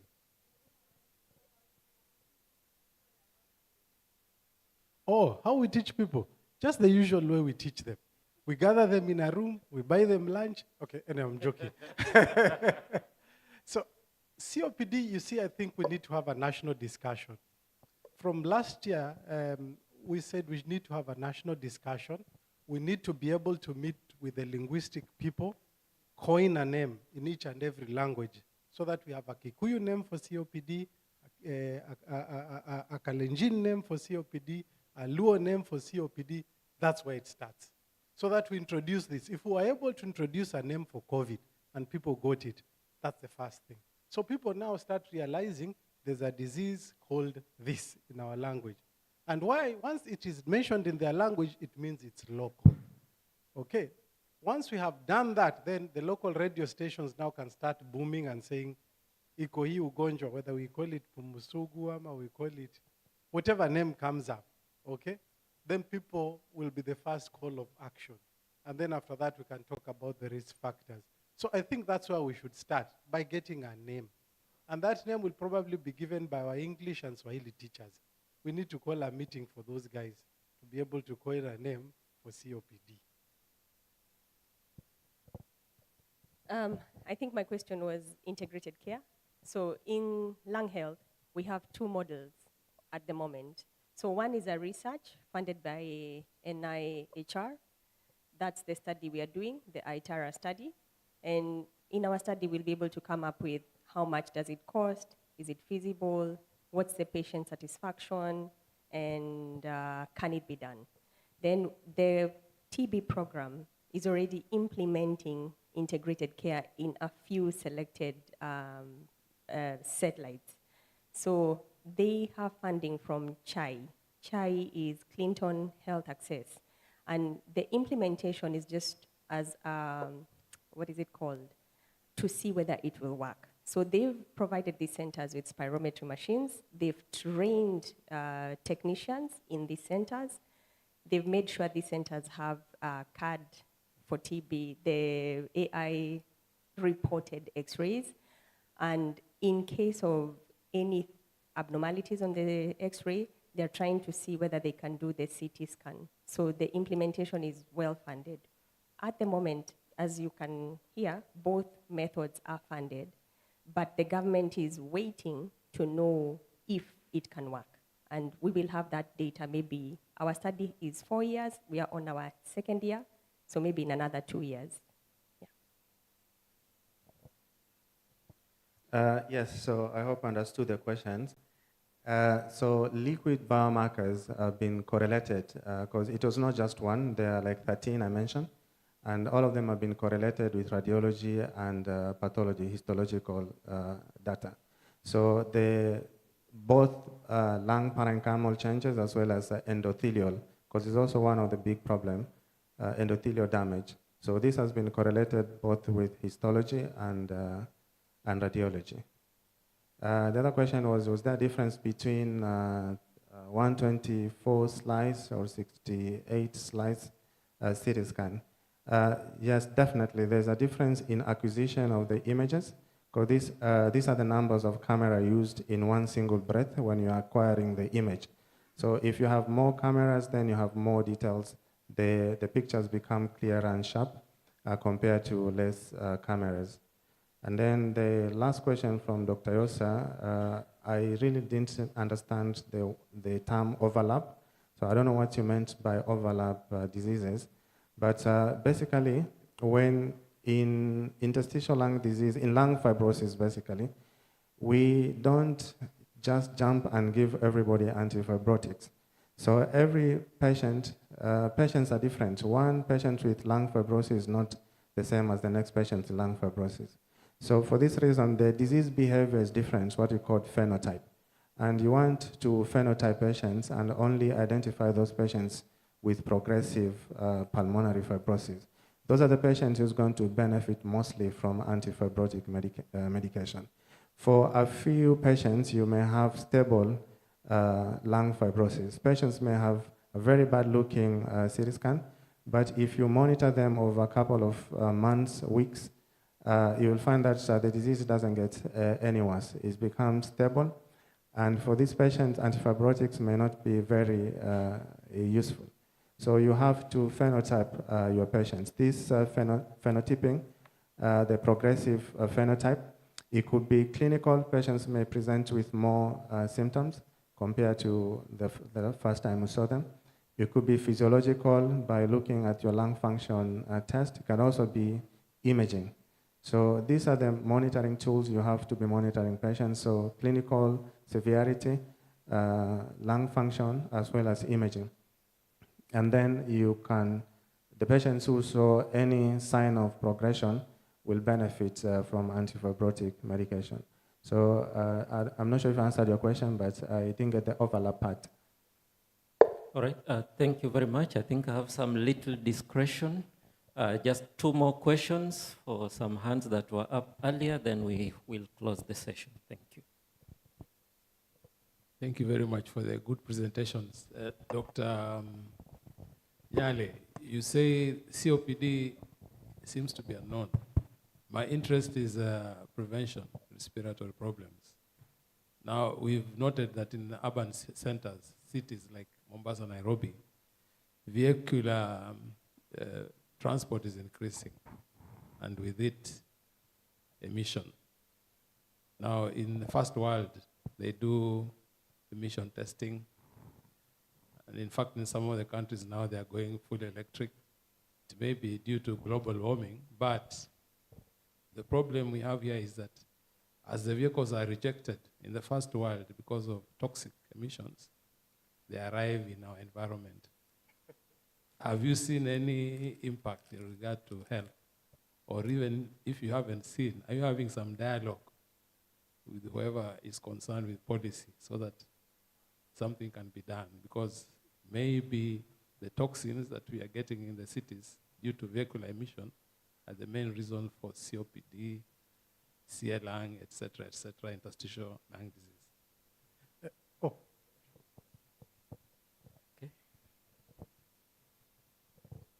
Thank you very much for the insightful presentations. My name is Dr. Daisy Korir from MTRH. My question is concerning what Dr. Jackie and Dr. Nyale presented. That's on asthma and COPD management within the country. So I don't know if the Respiratory Society of Kenya is doing something about the Kenya Essential Drug List in terms of seeing whether we can eliminate the SABAs as a single agent from the list, because I think the current problem we have is that even if the physicians would treat asthma correctly, remember the first people who encounter the patients in the community are mostly maybe the clinical officers or in some cases the medical officers. So I don't know if there's something we are going to do about it so that we ensure that patients are not going to be prescribed for the SABAs as a single agent from the periphery, because majority of patients who present to a referral facility have already been on SABAs continuously, and they are still, presenting with the asthmatic attacks. Then concerning COPD, about the availability of the SAMA, still on the Kenya Essential Drug List. I know we have the tiotropium in the list, which probably has been prohibitive in terms of cost for many years. And currently, COPD is being treated using asthma drugs. That means the LABA ICS. So I don't know whether, again, in the same breath, the society is doing something in ensuring that the Kenya Essential Drug List has more options, including the glycopyrrolate in the list, so that now hospitals, because I realized when you try as a hospital to say, can we have these drugs in our list, you're referred back to the Kenya Essential Drug List, that we are only procuring things that are in that list. So if it's not in the list, then it cannot be procured. So I don't know what the society would be doing about those two issues on asthma and COPD. Thank you. Okay, final question, you can go ahead. A very quick one. Excellent presentations, guys, fantastic. Dr. Owuor said something about stool testing for TB. Just discuss sensitivity and whether we can use them in these adults who don't want to produce any sputum. Okay. Oh. Are we taking one more? We start. Okay. Sasa mimi sina power kuanza hizo zote, but here is what I'll tell you. If we are talking about emissions and things about vehicles, I have one of my good colleagues who has looked into emissions in the country, including vehicular smoke, and actually I think they published a paper. Jackie, maybe you can tell us what that says. Yeah, that's transference of the question. But anyway, we have engaged advocacy groups that deal with air pollution. I'd like to say that policy is a dance. I call it, before you get something onto policy, you've got to dance with the right people. So are we dancing as Respiratory Society? Yes, we are. With regards to air pollution, we have already put our sentiments, and we've already engaged with a strong advocacy group that we're looking at how we can reduce pollution and improve our green spaces. Secondly, with regards to availability of the drugs to the essential drug list, we did have board meetings with the directors of the, is it called KEMSA? Yeah, we've had several meetings with KEMSA team.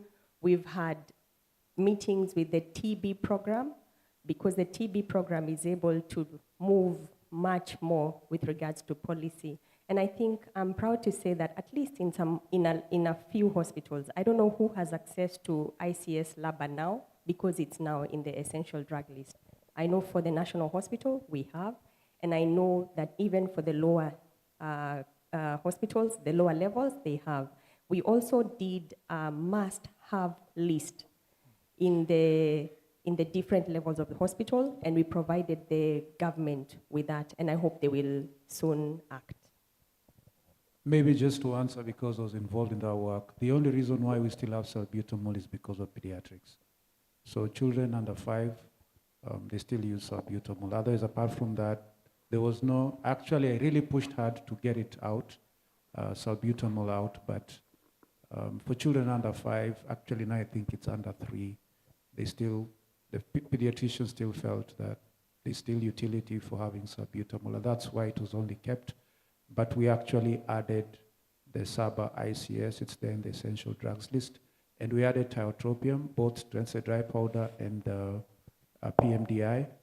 The rest we were actually wanted to add quite a lot in that list, but we were told maybe in the next round. We are in 2026, so I think there'll be a call for amending the essential drugs list. And now that we have glycopyrrolate, we'll probably add it, although it will still be more expensive than the tiotropium. And we'll probably also add the triple combination, and then pirfenidone and nintedanib. And then probably now we'll also add nerandomilast in that category. Thank you. That's too ambitious. Thank you very much. Maybe Dr. Mahmoud, my colleague in Mombasa, really was scratching and wanted to ask a question. We can allow him to give us his last question, and then we can close it. Yeah, there was a question about stool. It's only recommended in children. I think because for adults, there are other ways you can do to get this pattern. But probably something we'll check. But the need there was in children because they tend to swallow the sputum. It's not that for adults, they can actually produce sputum, and you can actually induce sputum in adults. But you can't induce sputum in 3-year-olds or 1-year-olds. Yeah. So it's actually mainly for those children under the age of 3.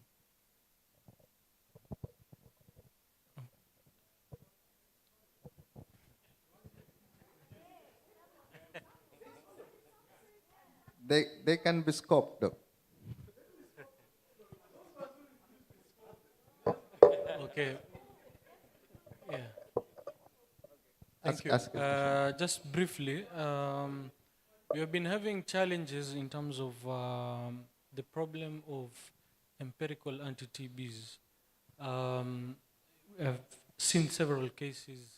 Patient is started on empirical anti-TB, there's no evidence, maybe he has B symptoms. You do a bronchoscopy, you find that this is bronchogenic CA. Several cases of COPD, you mentioned Dr. Nyale, and patients have been on anti-TBs for long. So I realized that the TB clinics have been given that mandate that they can start empirical anti-TBs.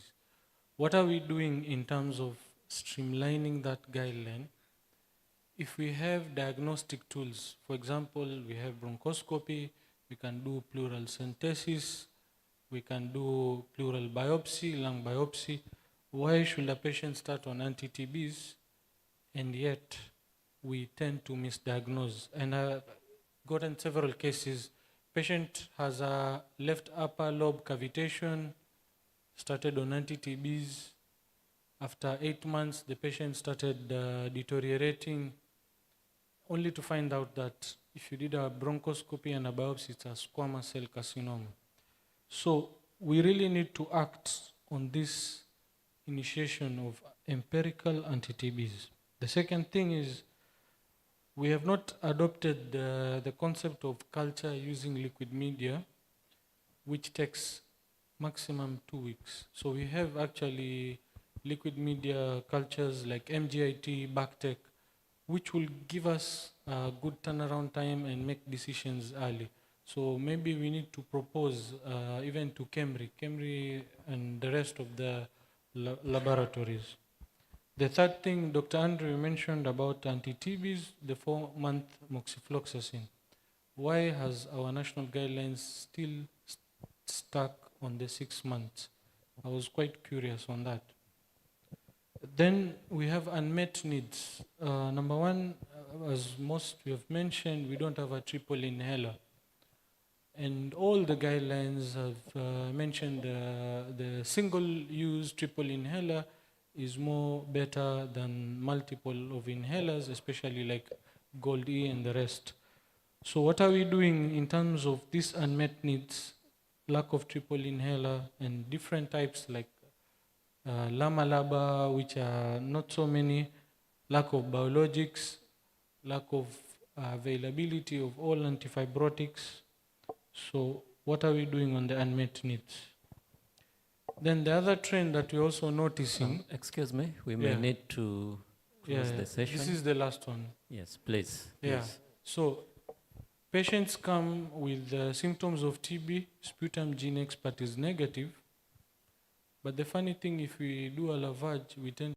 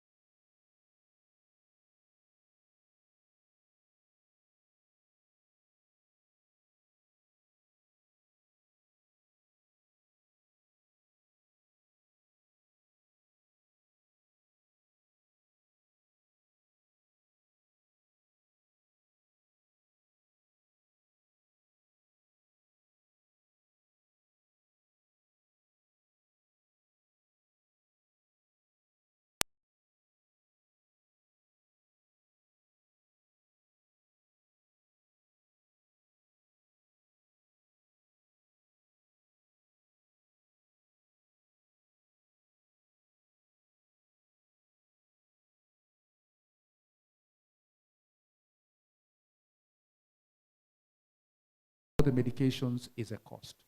One, we do not have a fixed dose combination for the 4-month regimen, and then two, it's more expensive than the current regimen we have. So the cost utility is what is still holding that back. But at the global level is the lack of a fixed dose combination. Locally, it's a cost. Thank you very much. I think we can end this session by, let's clap for the speakers. And last but not least, for your information, I think hii ni kama kionjo ya respiratory medicine. We are inviting you to our 7th Kenya International Scientific Lung Conference. Itafanywa Kwale, Diani. Muje kwa wingi. You will hear more, you'll have more time to interact. Many sessions will be there in details. These are just like snapshots of respiratory medicine. I think we can line up. Oh, yes, Dr. Because nobody asked any oncology question, let me ask, and of course, as oncologists, you heard that we screen people by doing pulmonary function tests. Many of our drugs from rituximab can reactivate TB, other than our patients being immunosuppressed by the things that we use. And the immunotherapies that we're using now also have many things to do with the lung. Durvalumab is a drug that we're using now for small cell lung cancer for long periods of time. We're taking them for pulmonary function testing and HER2, the ones that we mentioned. But I think we're the only ones who are allowed to do empirical TB treatment because of the immunosuppression of our patients.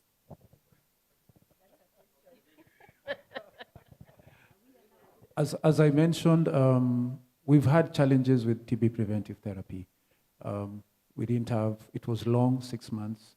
Right now, it's down to 1 month. So screen the patients. If they are positive, put them on TB preventive therapy. It will not mean that the patient does not get TB. We are just trying to reduce the number of patients on immunosuppressants getting TB because we end up having challenges with treatment. If I have a patient with CKD, they get post-transplant, they get TB. You cannot give your tacrolimus with anti-TBs because the drug levels will go to 0, you end up with graft rejection. So that's why it's important. For a patient, for example, with interstitial lung disease on rituximab, if they come down with TB, you have to stop. And some of these autoimmune diseases are very aggressive. Inflammatory myositis is not a joke with regards to the lung. So there are those challenges. For me, it's screen. We want to put as many patients. The guidelines are there for any patients who's going to be on an immunosuppressant. Screen them for TB. If they're positive, put them on TB preventive therapy. There are questions that are unanswered is, for how long? Like, if the patient is on durvalumab on year 3, do screen again. Like the regularity of the screening is now perhaps what we need to work on. But before, patients should be screened. And for lung cancer, there's bidirectional screening. And I'm happy the oncologists do not waste time. Well, what I can say, there's a difference between empiric and guessing. Let's avoid guessing. Empiric means you've looked, you have some information that points towards TB. And that minimum information is what we are keeping on refining. That this person has got a shadow that looks like TB, he's got B symptoms, he has not responded to antibiotics. Now when you put it as empiric, it is onus on you to look at the response in 2 weeks and say, am I correct or wrong? If you think you are not correct, you send him to a person that they can do other things. That's what empiric is. It's not giving him 6 months and then waiting and seeing. Tafadhali, that's guessing. Let's avoid it. Okay, thank you very much. A round of applause. Dr. Kevin. To our excellent moderators, Dr. Ndege, Dr. Faraj, and then our excellent team from oncology and pulmonology. You can see your farm friends. They're saying that you're smiling. You have worked with... Why aren't you asking for an endocrinologist? Isn't there an increased prevalence of TB in diabetes patients? No. In Ubaguzi, what do you mean? This is a KP conference. We are the mother telling you need to work with others. But you've done a fantastic job. Thank you very much. Thank you all who have stayed for this afternoon session. Apologies that we could not take any more questions because we need to transform this room for the gala dinner setup. So I would like to request you to go to the booths for your last cup of tea and have some time with your sponsors. And then you'll be back here at 7:30. Remember, you'll not be allowed into the room unless you've worn a masquerade mask. So, and we kept sending that flyer, so it's no excuse. So even if you're coming in jeans, please buy a mask. They're just literally out there. Daktari, si muliambo muko na pesa, aki ni pesa kidogo tu. So please pass by there, buy a mask. We'll meet here in this same Echo Ballroom at 7:30. We expect a different setup, but it's where we'll have a gala dinner. Thank you. Have a good evening.